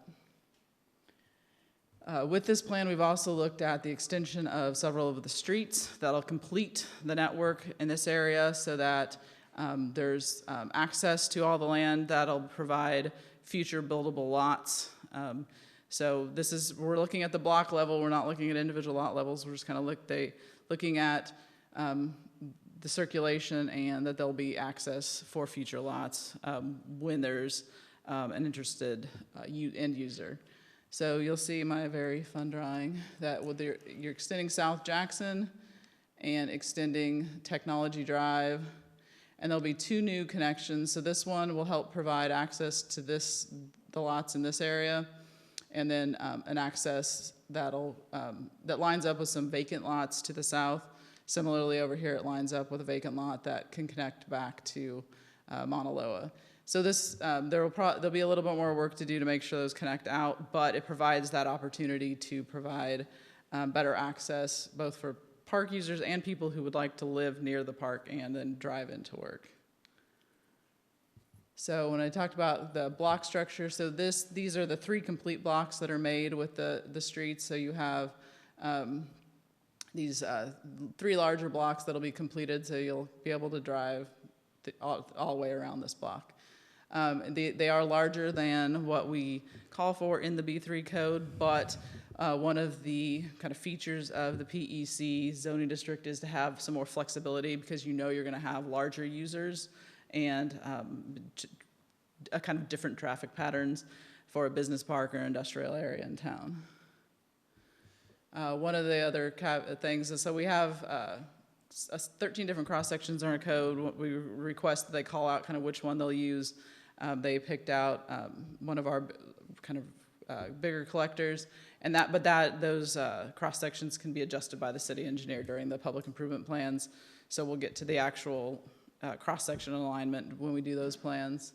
Also, since the traffic impact analysis will be required, one, because it's not meeting the block structure, it's larger blocks, less connectivity than our grid requires, and I believe it's also a requirement of their development agreement that the BEDC has with the city.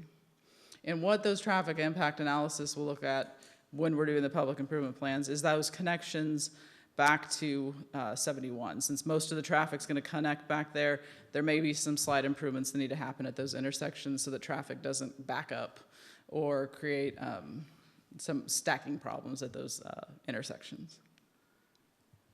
So in their plan, they call out that this is going to be a wide variety of building types and sizes. So you're going to have buildings that will be more kind of office buildings from 3,000 up to your larger kind of warehouse office complexes of 50,000 square feet buildings.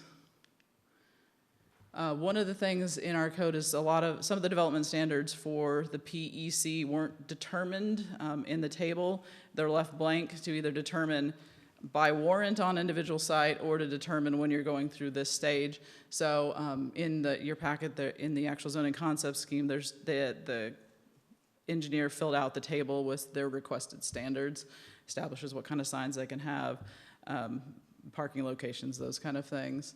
One of the things they did determine is they want a minimum setback of 25 feet with no maximum, and then place type allocations don't meet our code requirements, but that was one thing that's allowed to vary in the development standards.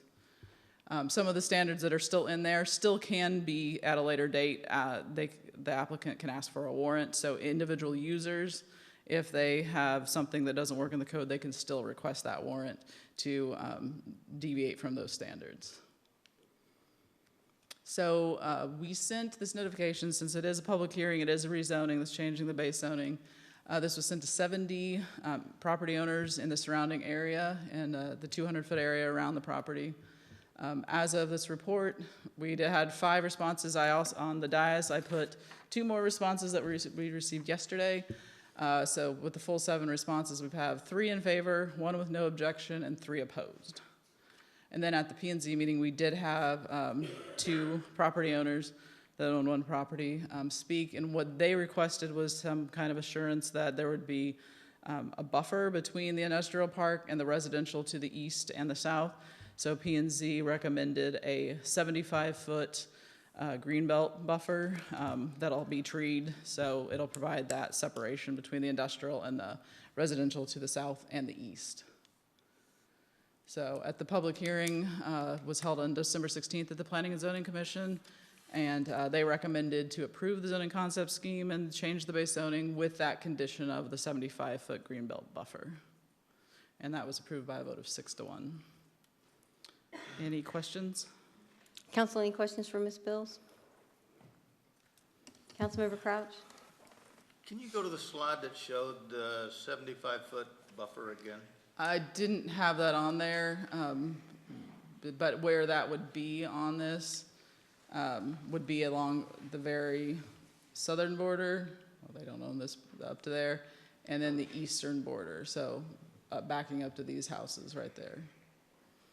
So that would be, because the other side is bordered by Industrial Park. Yeah, railroad, and then to the north, other existing uses that have been there and have dealt with the existing building part, business park. Mainly along the home sides, right? Or The home Yes. side, yeah. So you see to this side, you've got, these are already, this is Pine Forest Unit 6, and this is part of Tahitian Village, I believe. But you do have some existing home sites in these lots. Some are vacant, but there are definitely to the south more are occupied. And then to the east, there's some sporadic. And then would that 75-foot buffer be from the property line and to the commercial property? Yes, so it'd be start at the southern property line or eastern property line, and then 75 feet from that property line would be the buffer. Okay, and you also said something about that there's 3 lots, but they were larger than the B3 code. Do you have The that blocks, slide? yeah. So that's this is the block. So when a block in our code is actually the full perimeter of A farm lot. But it's a farm lot in our code, which is 720 by 720 is kind of our minimum.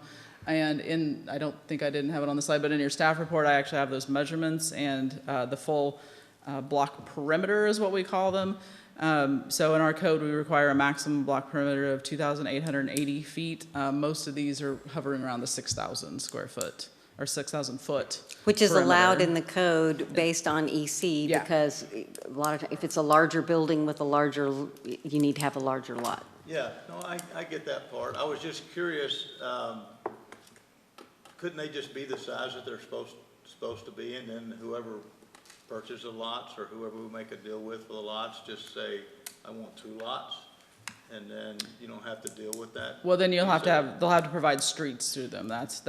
So if this were If you plat it with the additional roadways, then you have platted public right-of-way, which then has to be abandoned, and that, it's a whole nother process. It's a whole lot easier to sell a portion of the lot and put in a street if someone doesn't want a bigger lot than it is to go the other way. I get that. I was just trying to stay in conformity with the B3 code. This is conformance because it's going to EC, going to Employment Center. So Employment Center is our most flexible zoning district in the code, and it allows council to approve fairly large deviations to the code. So that was the intent of that. Flexibility in the Employment Because, Center. if you did, somewhere else in town, we ended up with a really large, user, a Tesla, or one of those users, they have larger campuses that are going to break that block. And that's for the employment zone. Yeah, that's the Employment Center. Center specifically. Okay. Yeah. Thank you. Councilmember Rogers? Yes, ma'am. So this land is already belongs to the EDC, correct? Yes. And it has? Yes. It's not like switched hands, and we're not changing it because somebody's switching hands? It was included in the original purchase, yes, ma'am. And I have another question. So the roads that you're showing on here, those are only extending in the EDC property, not that they are part of the future transportation plan, but right now you're not saying they're going in, you're only going in right here. Yes, for their purposes, for the zoning concept scheme, it ends at their property boundaries. It'll be a city project to. Right, I just want to make sure that, because citizens were like, no, not yet. And I'm like, no, Yeah, not. and so that'll be a It is future coming in the project, future, but not right now. And that's so that was kind of the thinking also in not connecting. So this road could have theoretically connected out, but you can see right there, that's some topography that creates a pretty big channel through there. And then we'd have to reevaluate at a future date the condition of that road to connect to. No, just making sure the citizens realize we're not going into that neighborhood right now. No. Okay, I just want to make sure that was a point brought up. And this is also, the developer does, the BEDC plans to develop this in phases. So obviously, we're starting at the top and moving down. So their immediate concern is, the ones they've been looking, some of the ones that are on the agenda, those lots looking at, I cannot get this clicker down, some of the lots up here that have already. That there's projects. Projects, yeah, slated for, so. Right, thank you. I move to approve. I need to have a public hearing. Oh, sorry. Any other questions for staff? So I'm officially opening the public hearing. Madam Secretary, do we have anyone signed up to speak for the public hearing?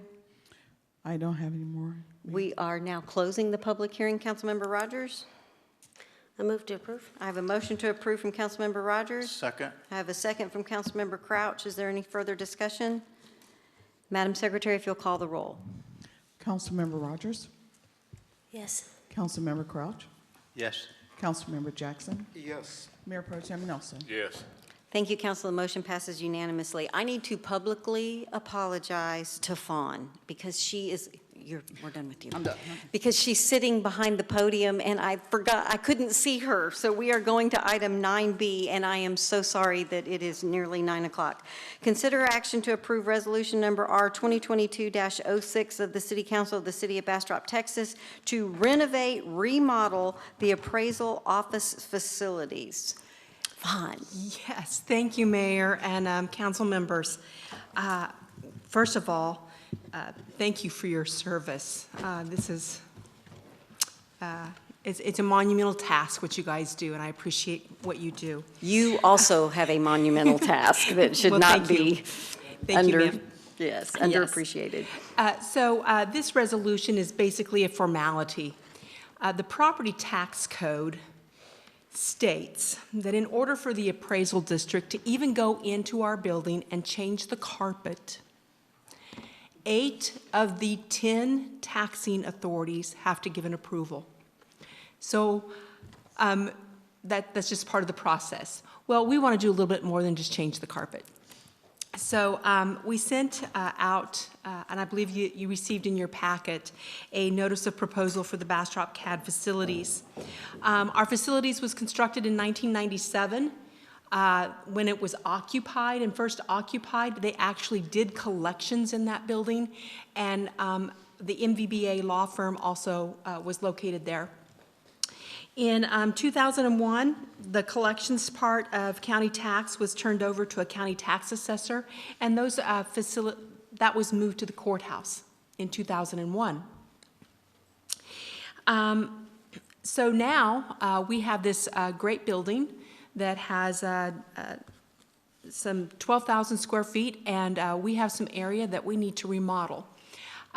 We were fortunate to have a luncheon, and City Manager Paul Hoffman attended that luncheon so that we could actually have an eyes-on and show what we're dealing with. So we believe that if we could remodel our facility, we would take the covered porch area and actually make a customer waiting area. We would move our high-traffic customer areas to the front of the building to accommodate our customers and more efficiently handle individuals in a one-on-one situation with homestead applications. And then remodel some of the other areas for offices. I want to move my office up closer to the front so that I'm more accessible to the public. But with that, it's going to cost funds. So we have an estimate of the complete remodel project of about $600,000. But with that, we have retained a reserve, a committed reserve fund of $400,000. So we already have those funds that we have committed. That would give us an estimate balance of $200,000 is what we would be looking at to fund extra. So like with a construction loan. And what we would be calling for is that if we could get this project up and rolling and going, is that this would be a 2023 budget item for the city. And in your packet, we provided you the city's contribution to that for 2023 in excess of whatever our 2023 budget would be. Approximately $7,800 is what we would be increasing our budget by to fund that $200,000. So with that, we just humbly request your approval of the resolution. I need to have 8 of my 10 voting entities to approve that, and that's the county, the school districts, and the city.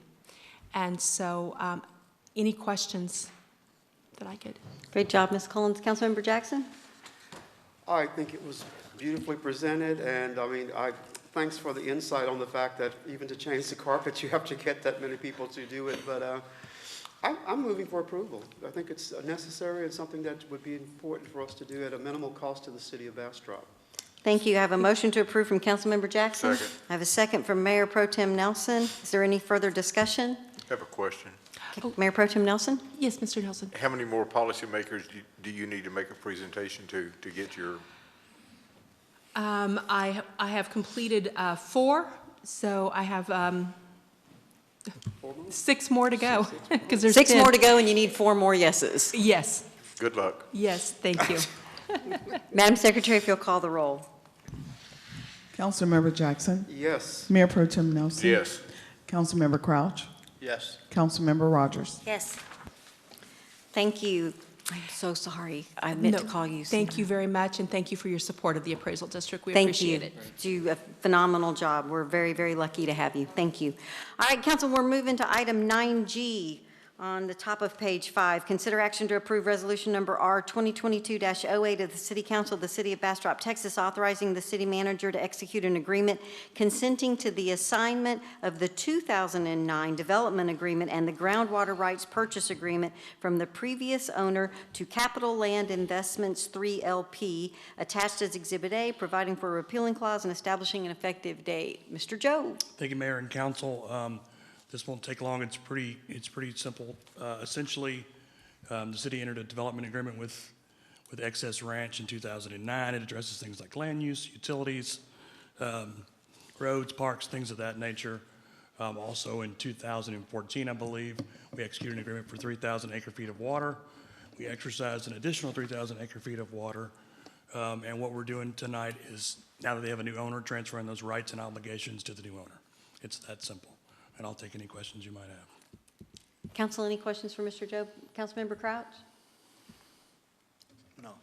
Councilmember Jackson? Move for approval. I have a motion to approve from Councilmember Jackson. Second. I have a second from Councilmember Rogers. Is there any further discussion? I'd like to publicly apologize to the attorney that he had to wait till 8:55 for the presentation, but we appreciate you being here should we have had any questions.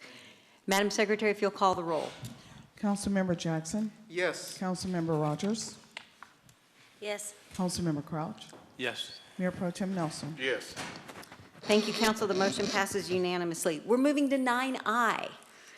Consider action to approve resolution number R 2022-07 of the City Council of the City of Bastrop, Texas, awarding an amendment to task order BAS.006 to provide professional engineering services for the transfer lift station and force main project with KSA engineers to a not exceed amount of $220,000, authorizing the city manager to execute all necessary documents, providing for a repealing clause, and establishing an effective date. Fabiola. Thank you, Mayor. Thank you, City Council. So just providing you a little bit of background on this project, City Council approved 3 task orders on August 2018 for professional services engineering, for professional engineering services with KSA that included the wastewater treatment plant number 3 and also some associated projects. So including the wastewater treatment plant number 3, which is currently in construction, it also, part of this task orders included the West Side Collection System Phase 1, which is currently in construction, the West Side Collection System Phase 2, which is currently in design, and the transfer lift station and force main, which is subject of this presentation and is currently in design, and also the decommission of the existing wastewater treatment plants number 1 and number 2. So this transfer lift station and force main will divert the influent from the existing wastewater treatment plants number 1 and 2 to the new in construction wastewater treatment plant number 3. Once this transfer lift station force main is complete, we can plan to decommission the existing wastewater treatment plants.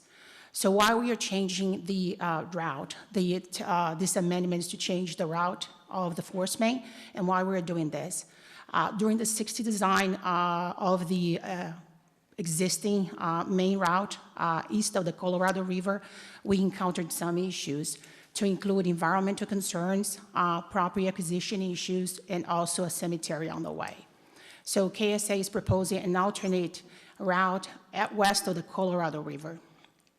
So the scope of this project would include design of this alternative route west of the Colorado River. The transfer lift station will be built adjacent to the existing wastewater treatment plant number 1 and 2. Because we are changing the length of the route of the force main, they will also have to perform some hydraulic calculations, make sure that the transfer lift station is okay, evaluate the pump size, and determine electrical services requirements for the transfer lift station due to the length change of the western route and revise the design.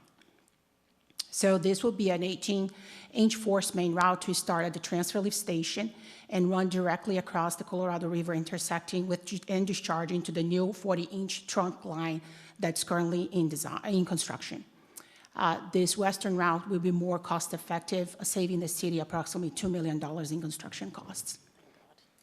So this, or I don't know if you'll be able to. That was really the only part you needed to mention. So we can move right along. I don't know if you were able to see here. So here's where the existing plant is. So the transfer lift station will be built here, and the force main will cross the river going west alongside the existing force main that's already in there right now that transferred the flows from the central lift station to the wastewater treatment plant number 1 and 2. And then we'll connect to the 40-inch trunk line right here.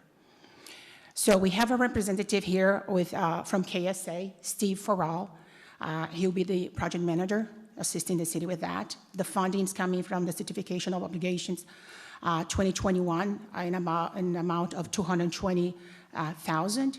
KSA will be able to start on designing of this, continue designing on this project immediately, and the completion is estimated to be within 12 months.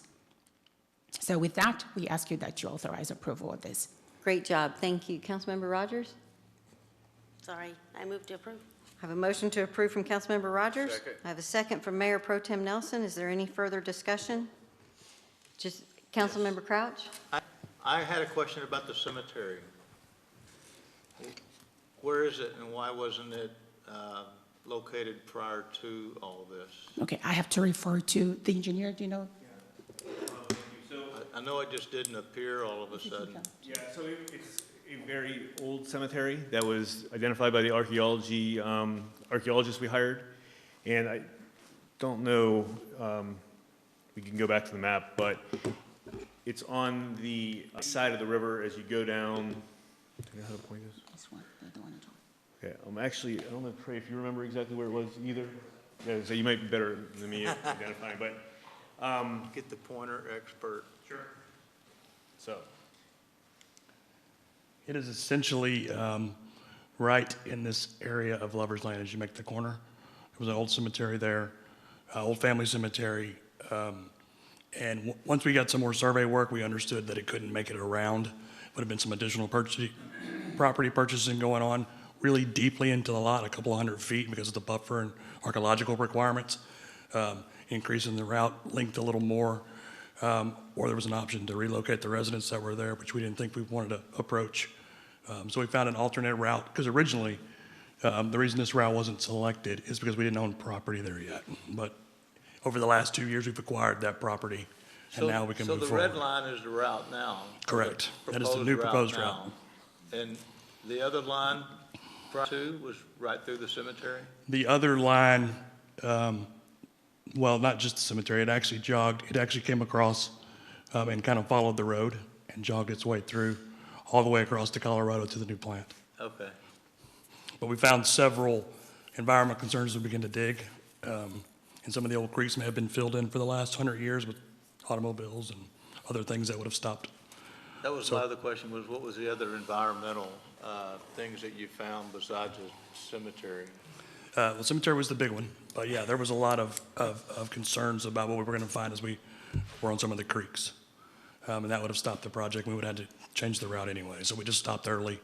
And the overall cost savings, which they didn't talk about, I think is pretty significant in the $220 increase.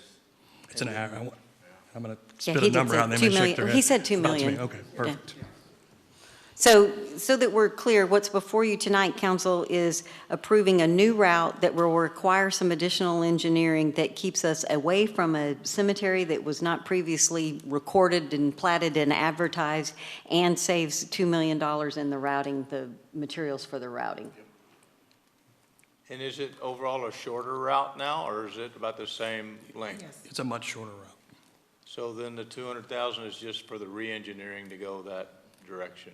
Correct. Yes, this is a task order for KSA, so it's just for engineering. The savings will be in the construction. Yeah, okay. Any further discussion? Madam Secretary, if you'll call the roll. Councilmember Rogers? Yes. Mayor Pro Tem Nelson? Yes. Councilmember Jackson? Yes. Councilmember Crouch? Yes. All right, council. Mr. Moss, is there any item you're wanting us to talk about, or are you just having fun? I'm having a good day. Excellent. We'd love to have you here. All right, council, we are going to go back to the very beginning. We're going to go to page 2, and we're going to hit the first item that we skipped, and we're going to make up for lost time. We're on item 5A, receive presentation regarding the charter amendment. It is 9:03. Is everybody okay, or do we need to take another break? Everybody okay? All right, we're going to rock and roll. Mr. Borquez, you are up.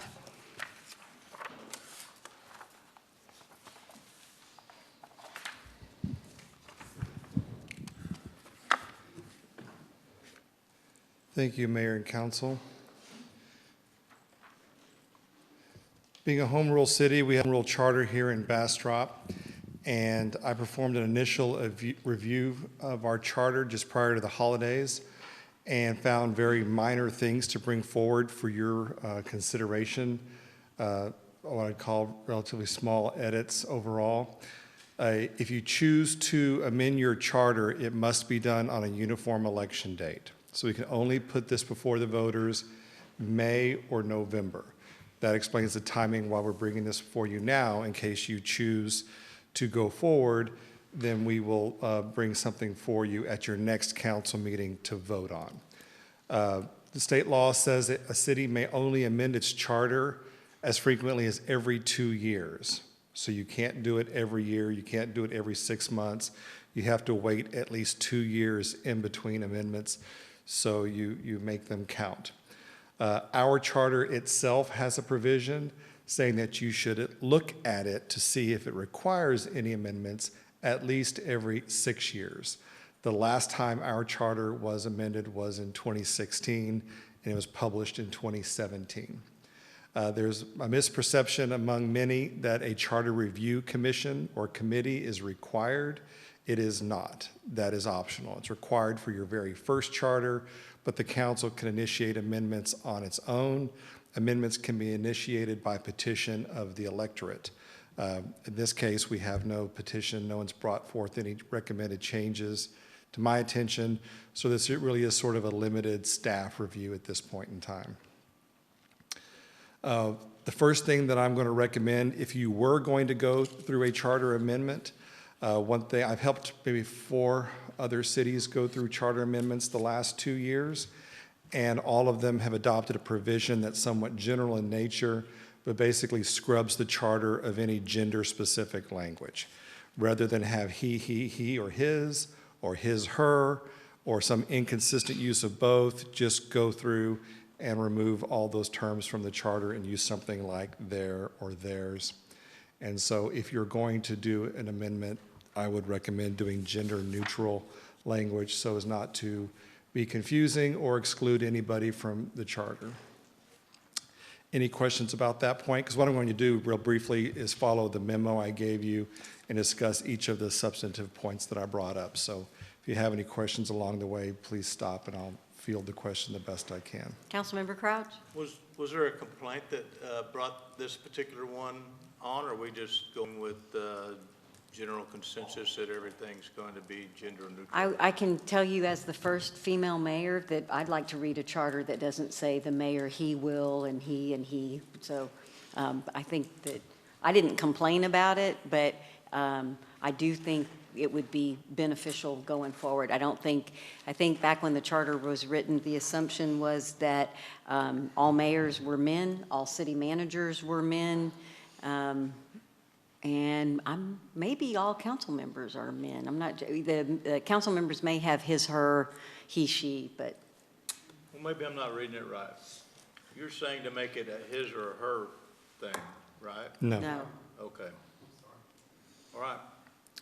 And it was brought up at my initiative, again, because I've gone through about 4 charter amendments in the last 2 years, communities around here, and they've all done this same thing. So I'm bringing it forward in case that's something you want to do. I don't know that this alone is worth going through a charter election, but if we're going to go before the voters for a charter amendment, this is one I would recommend cleaning up. I automatically do that with any ordinance that I do dramatic amendments of these days. Article 2, powers of the city. There's some language in our charter about our authority to annex with or without the permission of the property owner. That is very difficult to do in Texas these days. There's been so many legislative amendments. Chapter 43 of the Local Government Code. What I'm recommending across the board is just to say that we can do annexations in compliance with the law, in part because that law changes about every 2 years. I'd rather Bastrop not have to constantly update its charter in this regard. I'm completely supportive of that. Council, does anybody? The other option is we just, as he noted, was we just kind of ignore the without consent. I think it's cleaner and easier to just say follow state law. Then we're always in compliance and we're not chasing. Absolutely. And you're right, Mayor. Whenever there is a change in the law, whether it's legislative or a court case, and our charter is no longer reflecting the current state of the law, then I, as city attorney, am going to be counseling you to just ignore what our charter says. There's no way our charter can go and trump some of these higher sources of authority. But overall, I'd rather not have antiquated language in our charter. So if we're going to amendment, I'd want to fix this section. Article 3, City Council, when it talks about vacancies, forfeitures, and filling of vacancies, because our charter creates terms of office that are greater than 2 years, state law allows us to go 3 or 4, then whenever there is an unexpired term of a year and 30 days, we are put in the situation with that vacancy of calling a special election outside of a uniform election date. We're all very familiar with that now. That's what state law says. And so I would recommend adding the 30 days to our charter so that it's with what the Texas Constitution says. Everybody okay with agreeing with the Constitution? It's hard to argue against There it. you are. Hard to argue that one. All right. Hard to do so successfully. Also in Article 3, when it talks about ordinances, this is just something I bring up routinely. Generally speaking, state law does not require that ordinances are read at 2 separate meetings. When you see that, you see it in a home rule charter, and not all home rule cities require it. Our charter requires that the caption of an ordinance be read at 2 separate meetings before it can be adopted. There is an exception for health and safety emergency ordinances. I don't know that this is a problem in Bastrop. I haven't experienced a crisis, but I wanted to bring it forward to say if you wanted to whittle it down to 1 reading, you have the ability to put that before the voters. One variation that I've seen in other home rule charters is to require 2 readings, but if a motion is made to skip 2 readings and it passes by a supermajority vote, then you can go ahead and proceed with passing something on 1 reading. So if there's 360 home rule cities in Texas, there's 360 ways of doing it. This is just a possibility that you may not have entertained, but I wanted to let you know it's an option. Is there any discussion? I'm sorry, Mr. Porquez. Council, one of the things to consider is that sometimes there's ordinances and take November and December. If you're requiring 2 readings, it could be 1 in November, 1 in December, and somebody's waiting a quarter for the ordinance to be passed.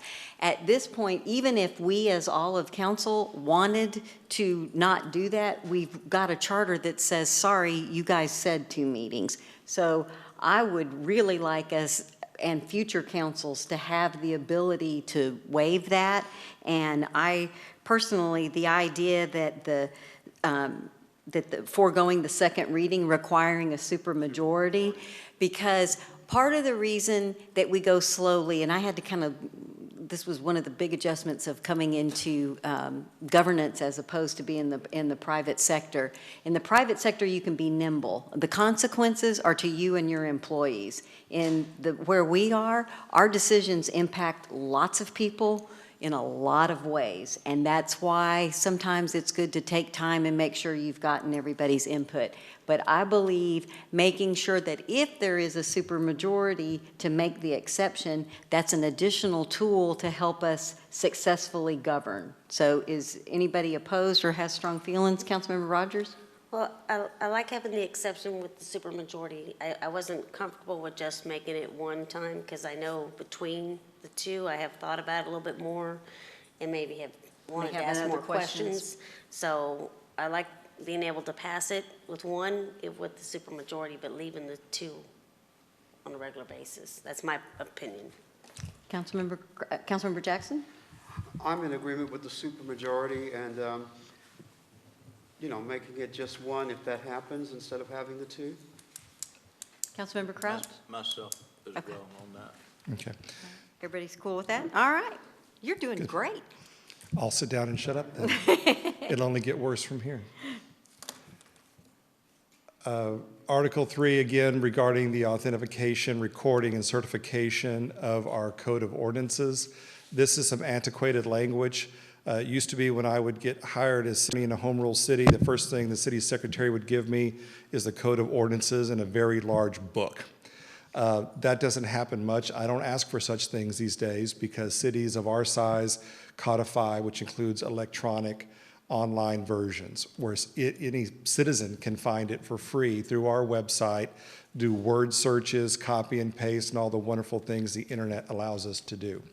And so because it is a reality that we are not keeping copies of these things in the various departments of the city and making them available for cost or otherwise, my recommendation would be to amend the charter just to reference our Code of Ordinances and the fact that it's available online and available for free.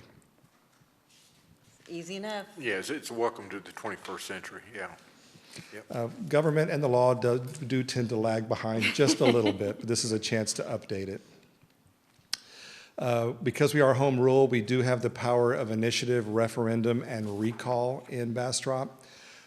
There are some provisions in our charter, though, that talk about supplementing or amending petitions. And in reality, the Texas Election Code says you can only amend a petition that's required outside the code, which our charter would be a source outside the code, if the initial petition filing meets the requirements for the requisite number of signatures. And so what I would recommend doing, sort of like the annexation provision, is can we just reference the Texas Election Code? Otherwise, we risk having to change this periodically to make sure our code is keeping up with the election code. Anyone who needs to petition the city of Bastrop can look at our charter, also look at the Texas Election Code, also reach out to resources such as the Secretary of State's office and get assistance in this regard. I would not like to go forth having a charter that's inconsistent with the election code. Everybody okay? Yep. So this will really be simplifying it. There's a similar provision that's specific to recall that also talks about the city secretary's duty to notify of insufficiencies and an opportunity to supplement. I don't think that supplement is allowed under state law unless they've met the initial burden. And so this is the same thing. We'll just refer to the Texas Election Code. Everybody cool? Yay? This is absolutely a policy choice for you. The issue on our planning provision, Article 12, we have a Planning and Zoning Commission of 9 residents. The fact is, state law does not specify a minimum or maximum for planning and zoning. It does for Board of Adjustment, but not for planning and zoning. So we have some discretion here what to do in Bastrop, and we may want to deal with the realities of finding good qualified people who are willing and able to serve. I have heard that sometimes it's difficult to get willing citizens who can deal with what is one of, if not the number one issues in Bastrop, planning and zoning. And so I ask you, do you think the charter is serving us well with 9 at this point, or might you want to reduce that number to something like 7? Mr. Borquez, I would like to ask a slightly different question. Please. Is it required that the planning and the way I read this was we don't have to have it in the charter? Is that correct? That is correct. And cities that are not home rule cities address this in their code of ordinances. And some home rule cities have it in the charter, some just have it in their zoning code. So in order for the charter to change, we have to have an election. Yes. It has to be on a uniform date, which is May or November. We currently have our elections in May. So the cost of adding an item of the charter review in May is minuscule as opposed to we'd be paying for an election if we had it on an off year of November. Yes, we have elections every May, but we're paying the attorney to come up with the verbiage for the charter. There's a little bit more to it. So I'd like council's feedback on the idea of perhaps we leave it at 9 and don't have that discussion now and simply remove this from the charter so that if the number goes up or down, it can be more easily changed through ordinance than going through a charter. Is that a legal possibility? Yes, you could strike the requirement from the charter altogether. I mean, if you could actually go that far. State law says that for a home rule city to exercise zoning authority, it must have a planning and zoning commission.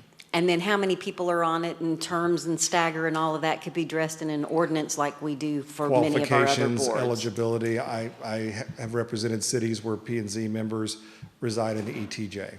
Well, and the council by ordinance specified that. If a council in the future wanted to do wards or you have to have so many planning and zoning people that live in different areas or whatever, all of that could be addressed in an ordinance. Yes. You do not need to have this provision in your charter at all. You could repeal the entire section or the details regarding how large it should be, and then you provide those answers by ordinance. Thoughts on that? But for such an important adjunct to the city council, do we want something that can be easily changed.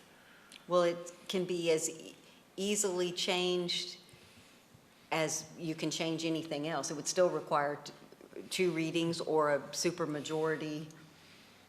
But keeping it in the charter, it's not going to be changed just arbitrarily. It'll be changed every 2 years or possibly every 6 years, but no more than every 2 years, because we don't want it changed. In my mind, we don't want the number of members of the P&Z to change on a routine basis. We want to have some sort of consistency and continuity, do we not? I'm not disagreeing with that. I'm just talking about if there is a change wanted, do you want to have to go through a charter election or do you want to do it through ordinance? Because if it was willy-nilly, you probably aren't going to get 3 votes. Just a thought. Lots of lights on. Councilmember Rogers? Just a legal question. To change the charter, we have to go to the election, but to take something out of the charter, would that require a vote? Yes. Okay, just a legal question. Councilmember Crouch? What is the issue with the way it is right at the moment? Just that there's too many members? The only thing I've heard is that at some points in time, it's been difficult to recruit 9 qualified people who are capable of serving and willing to serve. That's a large board. That's a fairly large board, and what becomes a problem is if there's a vacancy and it takes a couple months to find a vacancy, then by definition, you are you have a hard time making a quorum. If you have if you have 2 vacancies, you got 7, you need 6 for a quorum. Somebody gets sick, somebody's late from work, and you can't have a P&Z meeting that meets once a month. Yeah, no, I get that. That's was my thought. And I did, as far as what we did, and it was a council since I have been mayor, a number of our boards, we reduced the number of people that were serving on them, and 7 got to be kind of a fairly consistent number, and I think that's kind of where the 7 came from, because several of our boards we took down to 7. And I made some calls about, did anybody have real strong thoughts about whether it be 9 or 7? And the feedback that I've gotten is it doesn't really matter. Council's reviewing the people that apply, the mayor appoints, the council confirms. So I don't have real strong thoughts about it being 9 or 7. I just wanted to get some input on do we want to continue to have something in the charter that's not required by state law and may actually inhibit us at some point in the future? Just something to think about. Do we know how long it's been? Since the 9? Since the charter was written. So, in 2005. Can we put that it has to have a minimum of 7 with a maximum of 9? Certainly. Well, I don't know. Can we do that, Mr. Borquez, or is it better to have a definitive number? Great question. I think it's a great question. We may have to wordsmith what a quorum is to address that. Or if you put that it had the minimum of 7, maximum of 9, and it shows by the ordinance, and an ordinance can switch it if it needs to without actually switching that. That's a way to think about it as well. I like you. I could look into that. I'm not familiar with doing it that way. I went to 7 in part because the most common number I see of a P&Z of a city this size, give or take, is 5 or 7. Yeah, and I would think 7 Councilmember would be Jackson, better you than have waited 5. quite patiently. Thank you. I've kind of got mixed feelings over it because I like the 9, although it may be hard to get the number of 9 people, but also because our ordinance or we require 5 affirmative votes in order for a recommendation. I think I've discovered that recently. Is that correct? That is true. And so if we bring it down to 7 and say we have 4 and 3 or something to that effect, it affects whether the motion is legitimate or not or the recommendation of the board at that time. So I kind of like to keep it at 9, but yet and still, that's one of the reasons I'm thinking about it, because of that ruling that we have that says that you have to have 5 And that rule's not in the charter, so we could change that as well and make it has to be a majority because really the 5 of the 9 is a majority. So we could change the reading of that to be that you have to have a majority vote in order for it to be a recommendation. Versus a supermajority. Well, 5's not a supermajority. I mean, I like the 5, and I like the fact that it's 9, but I would be happy, whatever the consensus of the council is on that, but those are my feelings. That's so 5 of 9, would you be comfortable with 4 of 7?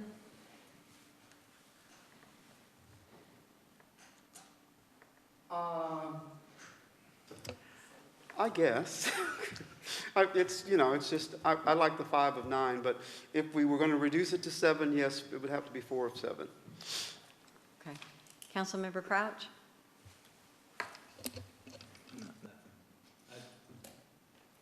I was just curious why. You got to turn on your mic. Yeah. I was just curious, again, why we want to change it from 9, other than the fact that it's hard to fill 9 positions and it's hard to get 9 people in one place at one time at any time during the month, which I know all these boards are hard to get everybody at the same place at the same time. This thing was written, you said, in 2005.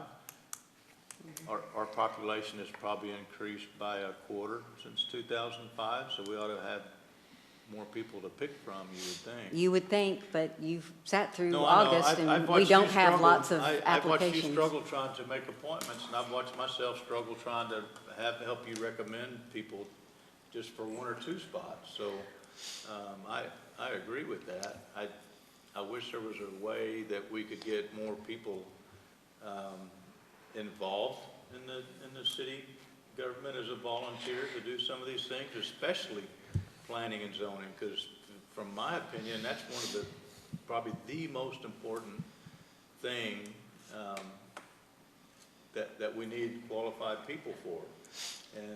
And not all the people that are sitting on those planning and zoning commissions aren't exactly qualified for that position. They are by their education, but not by their. That was Councilmember Crouch. For those of you at home, I believe that every planning and zoning person that I have appointed to the board is certainly qualified to be a great planning and zoning commissioner. Yeah, I did say that.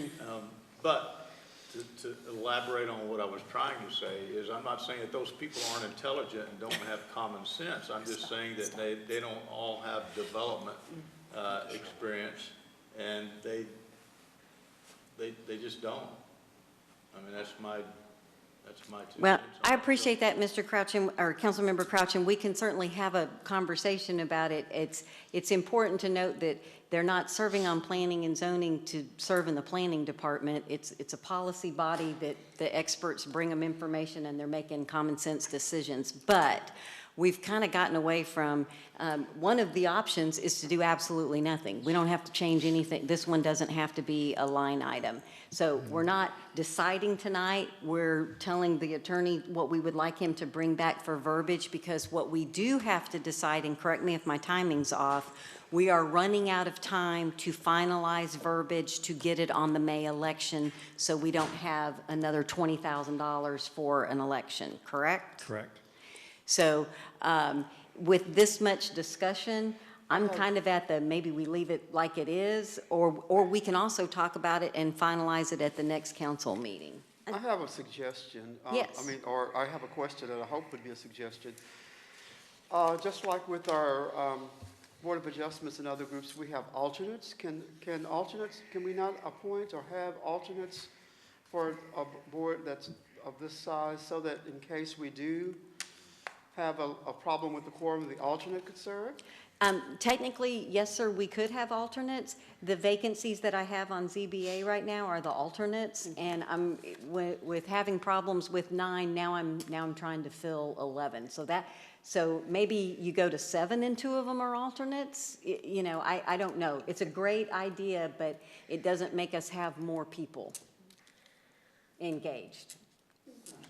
Councilmember Rogers? I did want to remind the council of an important thing, that a lot of the things that the P&Z look at, there's there's people waiting for them to make a decision, and if we don't have a quorum, they don't meet again for 30 days. Correct. And then it has to come to council, so not having a quorum is a problem. Is real important in that particular board. It's not the same as a lot of the other ones that they can push off or meet, but that one's really important to have a quorum. Yes, ma'am. That is an excellent point, and one of the things that has happened when people say, wow, it takes a really long time for development, when you have planning and zoning that meets once a month and they can't make a quorum, and then you've got to go through 2 readings at council, and like I said, if it's November and December, those are a month apart, so it can start adding up quickly. And there's been discussions of, well, get planning and zoning to meet twice. They're not overly thrilled about meeting once a month, and there are a number of our boards that meet once a quarter. Yep. So it is a huge job. It is a heavy burden. They vet a lot of things, just want to be respectful to the position. Wasn't trying to open a can of worms, but just trying to make sure that we didn't. And so if we collectively said, well, let's just change it to 7, if it's in the charter, that's a lot harder thing to change than it is having it in an ordinance. Mayor Pro Tem Nelson? I'd like to see the number reduced to 7. I think it's a more manageable group. I think it would allow us to be a little bit more nimble as a city. My only question is whether or not to keep it in the charter or move it into an ordinance status. I'd prefer to keep it in the charter, just so there can't be capricious and arbitrary changes in there. But it's the consensus of the crowd, but of the group. But I'd like to see it reduced to 7. I would like to second that it's reduced to 7 versus 9. Okay, so let's have the attorney bring us back verbiage that would reduce it from 9 to 7, and then when we're voting on something, we can talk about whether we leave it in the charter or take it out. And that'll give us all an opportunity to ponder it and ask some questions. Everybody okay with that? Yeah, and alternates also could be. And alternates also as well. It could be 7 and 2 alternates, you know, that kind of thing. Okay. All right. Excellent. Thank all you. right. Thank Back you, to you, Council. Mr. That Borquez. works. Then we're at the end of our charter. If you look at section 14, 1403 and 1404, there's some language that needed to be adopted at the time of those charter amendments to provide for a transition, including the length of the terms of staggered council members. None of that language is required any further. It serves no purpose going forward. So I'd recommend we just repeal that language from the code. Everybody okay with repealing what we don't need? Absolutely. All righty. And so where that leaves us is I'll take the feedback you've given me today and work with staff to prepare an election order for your consideration at your next council meeting. You can debate these. When you put forth charter amendments, the voters have the right to pick and choose which ones they approve and which ones they reject. So they do not have to approve the entire slate of propositions. Your election order will list each one of these changes as a separate proposition on the ballot, except for the first one, which would be to change to gender-neutral language. That is, in my opinion, that is another reason to put it on the charter to remove it, and then if the voters don't want it removed, then it's still in the charter, and let the voters speak, and we as a body give them the opportunity to express their opinion on it. So might consider that way. Shall do. Because we can always change that when we vote on it. Excellent job as always, and I want to thank you for providing this on January 6th for all of us to have an opportunity to read it in advance. It was extremely helpful. Excellent. You're welcome. Thank you. All right, excellent. All righty, item 6A, receive presentation on the unaudited monthly financial report for the period ending November 30th, brought to you this evening at 9:34 p.m. by Ms. Tracy Waldron. All right. That was pretty exciting. So everything looks good. So this should be short and sweet. General fund is exceeding revenue 13% over forecast. The sales tax is up 7.5% over budget. development fees are 28% of budget already. So those are the two major revenue categories that are creating that 13%. Under other funds, HOP funds are very much exceeding forecast. We're continuing to monitor that. Debt service. Ms. Waldron, I'm sorry yes. for interrupting you, but on the HOP funds, at what point will we, I know we even up with the year before, but council, we talk about if we saw things going previous, we would maybe loosen the I've strings a little actually bit? talked to Susan at Visit Bastrop, and we've talked about April. Okay. March or April. And council, one other thing on the HOP funds that I would like, and I have mentioned this to Visit Bastrop, as we're getting additional funds, I would really like a project that comes with some of the additional funds is the charging stations. The charging stations, because of the environment and what we know, and that's a one-time expense, and this is one-time money. So I would like that to be a part of the discussion with Visit Bastrop. Is council agreeable? We're not voting on anything tonight, Great but is idea. anybody opposed? I love that idea. Okay. Thank you very much, Ms. Waldron. Yes. Debt service, Hunter's Crossing, PID, those are both being controlled a little bit by the timing of the property payments. It does seem like everybody pays differently every year. Everybody pays different. And the interest on the capital bond projects. And otherwise, the expenses all look good. Revenues were up, expenses were down. Council, any questions for Ms. Waldron? Super great report. Good. Excellent. All right, we are done with citizens' comments. On the consent agenda, we have already taken care of 8F. So, council, does anybody want any other item pulled off the consent agenda? Mr. Moss, would you like anything pulled off the consent agenda? No. Madam Secretary, would you please read the consent agenda? The consent agenda reads as follows. Item 8A, consider action to approve City Council minutes from the December 14th, 2021 regular meeting. Item 8B, consider action to approve the second reading of ordinance number 2021-17, adopting the 2022 annual schedule of uniform submittal dates per Bastrop Building Block B3 Code Section 2.3.004. Annual adoption of schedule of uniform submittal dates for site plans and place type zoning changes in Bastrop Building Block B3, Technical Manual Section 1.2.002, uniform submittal dates as shown in Exhibit A, establishing a repealing clause, providing severability, and providing an effective date.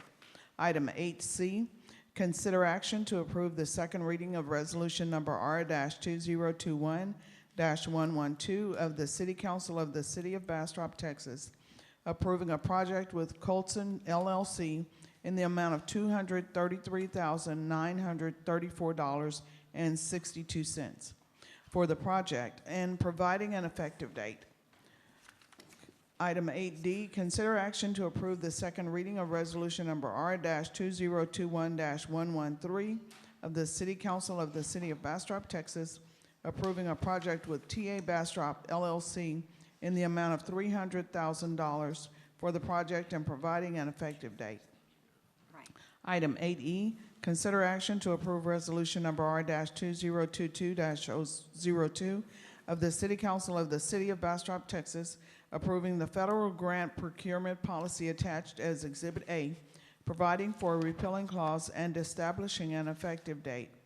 Item 8G, consider action to approve the second reading of ordinance number 2021-20 of the City Council of the City of Bastrop, Texas, designating and recognizing an area that being approximately 546 acres located at 1240 Lovers Lane in the extraterritorial jurisdiction of Bastrop, Texas, as a media production development zone and authorizing the city manager to execute all necessary documents, providing for a repealing clause, and establishing an effective date. Item 8H, consider action to approve the second reading of ordinance number 2021-19 of the City Council of the City of Bastrop, Texas, nominating an area that being approximately 546 acres located at 1240 Lovers Lane in the extraterritorial jurisdiction of Bastrop, Texas for State of Texas designation as a media production development zone and authorizing the city manager to execute all necessary documents, providing for a repealing clause, and establishing an effective date. Item 8I, consider action to approve the second reading of ordinance number 2021-21 of the City Council of the City of Bastrop, Texas, amending the budget for the fiscal year 2022 in accordance with existing statutory requirements, appropriating the various amounts herein as attached in Exhibit A, repealing all prior ordinances and actions in conflict herewith, establishing an effective date. And this concludes the consent agenda. Thank you, Madam Secretary. Move for approval. I have a motion to approve from Councilmember Jackson. Second. A second, Mayor Pro Tem Nelson. Is there any further discussion? Madam Secretary, if you'll call the roll. Councilmember Jackson? Yes. Mayor Pro Tem Nelson? Yes. Councilmember Crouch? Yes. Councilmember Rogers? Yes. Motion passes unanimously. Thank you, Council. Mr. Hancock, I am so sorry. We're moving to item 9C. Consider action to approve resolution number R 2022-04, the City Council of the City of Bastrop, Texas, for the professional engineering services of applied pavement technology for the pavement condition index study in the amount of $55,000 for the project, and providing an effective date as attached as Exhibit A, authorizing the city manager to execute all necessary documents, providing for a repealing clause, and establishing an effective date. You got great kudos from Councilmember Rogers, and then I made you sit here till 9:41. Thank you. Thank you so much. I'll be sure to pass it on to the crew. The guys did a really great job over there. Thank you, Mr. Hancock. It's all yours. We did the pavement index study in 2017, and it's time to do it again. You know, there's some way you have to track what you're doing and prove to the system that what we are doing by doing our preventive maintenance is working. This is one of the ways to do it. It is a tool to use that we can show our citizens. I do have a couple slides here on it just to give y'all a little idea of what they do. They collect the data over all the streets. They use these vans, they enhance equipment on them. They run through and they can go at speed limits so you don't have to shut down streets. So it does not impede any traffic, and they just drive the lane and it reads one lane, and then they come back the other way and it reads the other lane. Last time it took them 3 days to complete the entire city. And this is what it looks like as they're driving. You can see it just picking up the front and the side view of one lane. And the ranges score from 0 to 100, and you can see where the line breaks there. What we're looking for is a good, satisfactory, and fair streets. That goes into the maintenance. Anything below that is what we asked for tonight, which y'all approved. That's where we're working in that bottom category. That was what we scored last time, how it kind of averaged out. Overall, it was like 60. I can't see that far now, to be honest with you. What was the year you said it was, Curtis? 2017. Okay. And this is some examples of what it looked like with the different kinds of streets. I mean, everybody thinks a failed street, and they look out there and they say, oh, no, a failed street is really, really bad. You move on up to serious, then you start seeing potholes. Very poor, you'll have potholes. But poor streets, even though they're poor and they don't meet our standards, it's still not that bad of a street. Yeah, you're going to start getting potholes, but it's too late because it's done got too large of cracks, so now the moisture's already got to it, so that's why it drops to the lower level. And this is some examples of what happens with the asphalt, how they look as they fail and they start breaking. And that's it. Any questions? One of the things that I like the most about it is it gives you a plan, and it allows you to come forward with the budget and say, we're at this average, we're trying to move it up, these are the roads, and it also gives us a logical strategy for which road is being done, and it's not, oh, you just fixed that road because Councilmember Crouch lived on it. You just fixed that. It's no, there is a scientific, objective scoring policy, and I think it helps you build a budget, and I think it helps council balance those. How are we using every tax dollar, and how much do we need to put into roads? So I think that it's done well for us in 2017, but to your point, the way to prove it is to continually get those scores and see if the averages are going up. Yes, ma'am. So what did Councilmember Crouch? I'm sorry.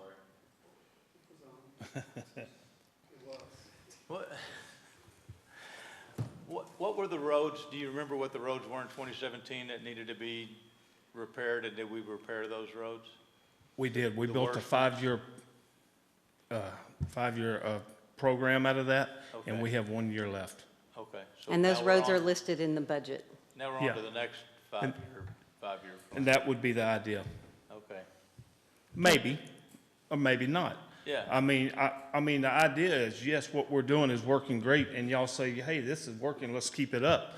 But what if the numbers come back and say, hey, we need to regroup? So I can't say that, yes, that's a positive. Yeah, no, I get it, and I think that the truck that they use to do that is something real similar to what TxDOT uses when they're driving down the roads and doing their investigation of the roads and replacement of the roads.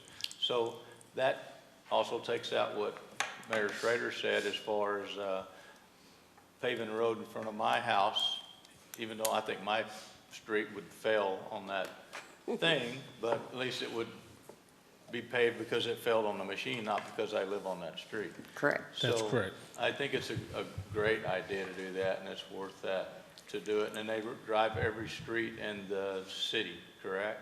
Correct. And then they're all rated, and then you pick the worst ones and then start wherever the worst ones.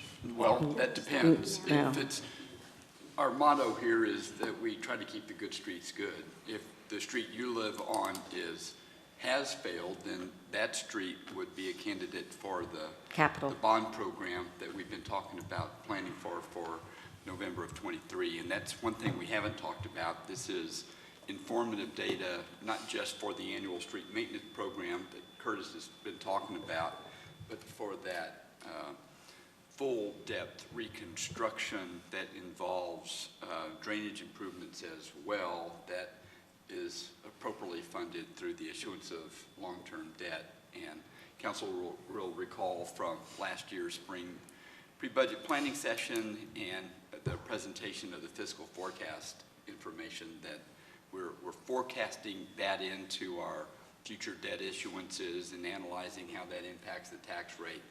Should council decide to call that election in November of '23, this is terrific data to put out there before the voters about justifying the use of debt for those streets that have failed, for which the typical preventive maintenance techniques don't do any good. With the point being, you don't start with the lowest score because now that's good money after bad. You don't, exactly. What you try to do is prolong the life of streets that haven't failed yet. That's what you're trying to do with your preventive maintenance program. Okay, I agree with that partially. Councilmember Rogers? I had 3 questions, but you answered several of them during your presentation, so thank you for that. One of them was, how long was the last study, but you answered that one. So when you finish this study, okay, let me back up. So how long do you think this study, if we approve it today, how long before you get your results? Is it like 6 months, 2 weeks, yesterday? Probably, to be anywhere from 3 to 4 months, Okay. probably. So whenever we get those results, is there a way to compare those to the last report? Oh, yes, ma'am. Meaning that, okay, let's say you had to fix Briar Forest, which is a perfect street that I live on. Thank you. Right. But, so in the index, it showed it was fair. We did some maintenance on it. And now we can see that now that it's a good street because of that maintenance. So we can see that. Will you be able to correlate that Yes, together? you'll be able to see it. It breaks it down into street sections, or segments as they call it.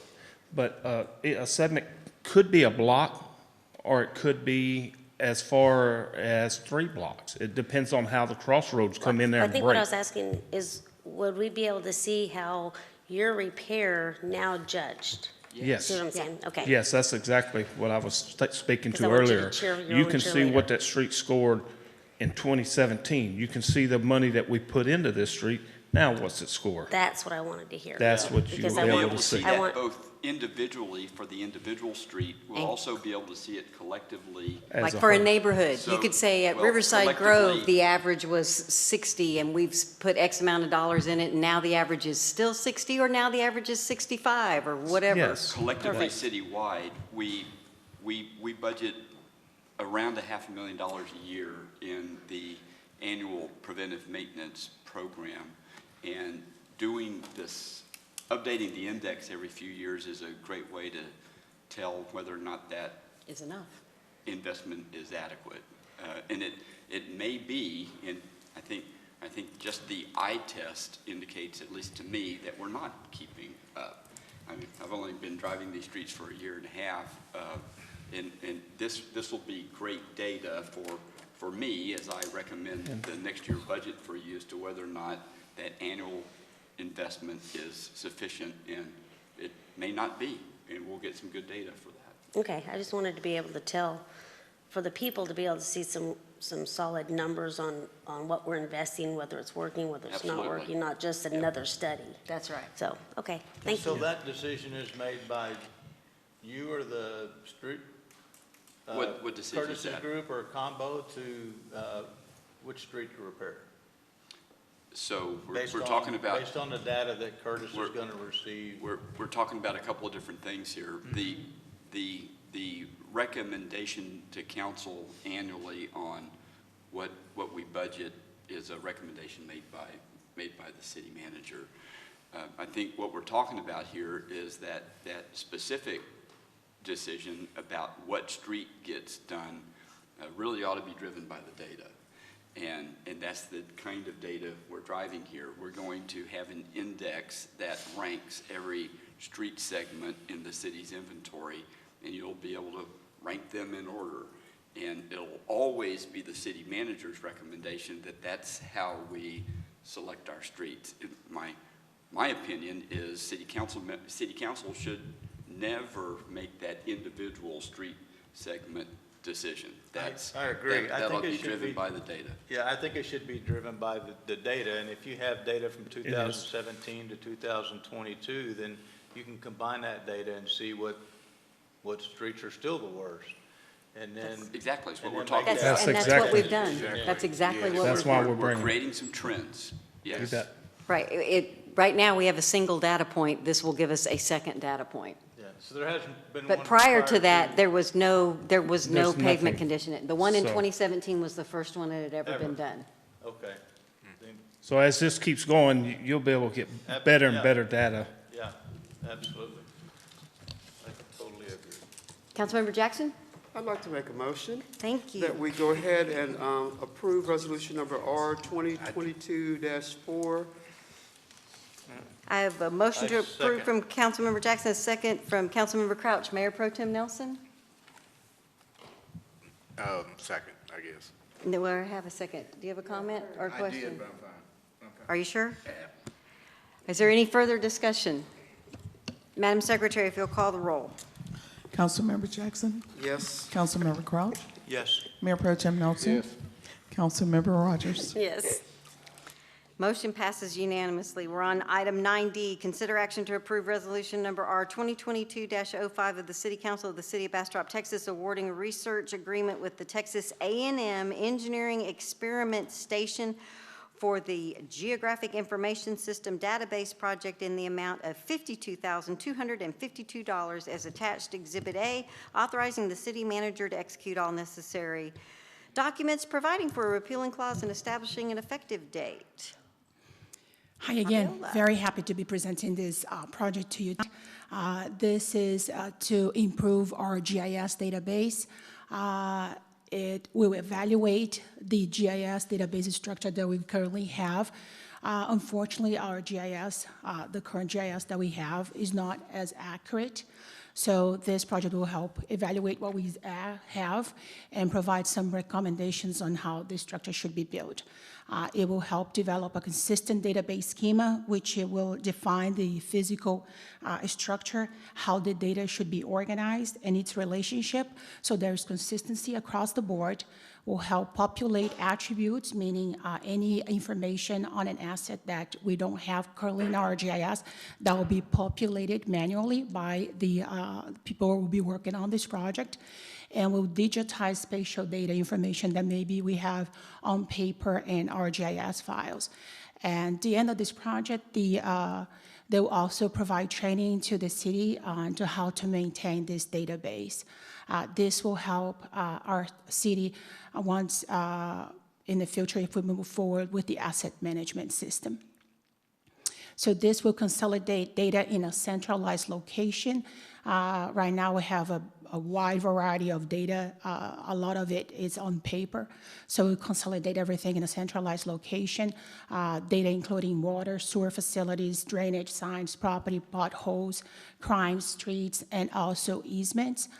This will help us develop, share this information with developers and consultants, which will assist them, for example, developers, to find where their development will fit best with the existing infrastructure, and also assist on master plans once we have to share that information to our consultants, as the recommendations are only good as based on the data we have, and also on design projects. So this will provide better visualization data to assist with planning for current and future needs on the operation and maintenance and CIP program, and it will be crucial for asset management system, because then we would have we would know what we own, where it's located, and we can also include the condition of the asset. So this is a research assessment. This is a research agreement between the city and Texas A&M. Engineering Experiment Station will be led by an associate professor, Dr. Francisco Oliveira. This is for $52,252. The funding source will be coming from engineering, Bastrop Power Light, water and wastewater fund budgets. We intend to provide a notice to proceed on January. The completion of the project is estimated to be within 12 months. So with that, we ask you that you authorize the approval of this research agreement. Thank you very much. A&M, turns out they do have a good engineering program. And I think it's interesting to note that that $12 an hour graduate student will be charging 10 times at least that the day they walk across the stage and are a design engineer. So it seems like a win-win-win in my opinion. Does anybody have any questions? Happy to entertain a motion. I move to approve. I have a motion to approve from Councilmember Rogers. Second. I have a second from Councilmember Crouch. Is there any further discussion? Madam Secretary, if you'll call the roll. Great job. Councilmember Rogers? Yes. Councilmember Crouch? Yes. Councilmember Jackson? Yes. Mayor Pro Tem Nelson? Yes. The motion passes unanimously. I think I must be getting tired. Okay, we have already taken care of 9F. We've taken care of 9G, which means we're at 9H. Consider action to approve resolution number R 2022-03 of the City Council of the City of Bastrop, Texas, approving a professional services contract with Dial Development Services Limited to provide the services of construction management and inspection to a not to amount of $200,000, authorizing the city manager to execute all necessary documents, providing for a repealing clause, and establishing an effective date. Hi again. Hi. So this is construction management and inspection for public infrastructure from private development. For example, subdivisions as Bastrop Grove, West Bastrop Village, and the Colony will also assist with one-year anniversary inspections before the warranty expires, and other smaller projects that we have coming out from private development. These services are scalable depending on the level of effort. We'll pay as the work is performed, and we'll ensure projects follow approved construction documents. Funding will be coming from the professional services from the engineering budget, and with the exception of the inspections done at the Colony, which will be coming from the Colony escrow funds. We contracted Dial in October of 2020. They have already been providing services on construction management and inspection on public infrastructure from private development, and so far we're happy with that work. They come referred by our city engineer, and also I have gotten some other good references from other consulting firms. So with that, we ask you that you authorize the professional services contract to provide construction and management and inspection. So for clarity for the public, the funds, this is, yes, it's being paid for by the city, but it's not tax dollar really that's doing it. It's inspection fees that somebody else is paying, and that's how it's provided. So I just don't want people to think, wow, they just added another $200,000. It's funded, but we are the avenue for that to happen. Hence your comment on the scalability. Yes. Is that correct? Councilmember Rogers? I didn't know it was on, sorry. I move to approve. I have a motion to approve from Councilmember Rogers. Second? I have a second from Councilmember Jackson. Is there any discussion or questions? Madam Secretary, if you will call the roll. Councilmember Rogers? Yes. Councilmember Jackson? Yes. Councilmember Crouch? Yes. Mayor Pro Tem Nelson? Yes. All right, council, I am pulling item 9J. I'll be bringing that back with the Clean Air Coalition, and that gets us to item number 10, and I very much miss Councilmember Peterson. So anybody who would like to make a motion to adjourn? I make a motion to adjourn. I have a motion to adjourn from Councilmember Crouch. Second. And a second from Councilmember Rogers. It is exactly 10 p.m. and we are adjourned. Thank you, council.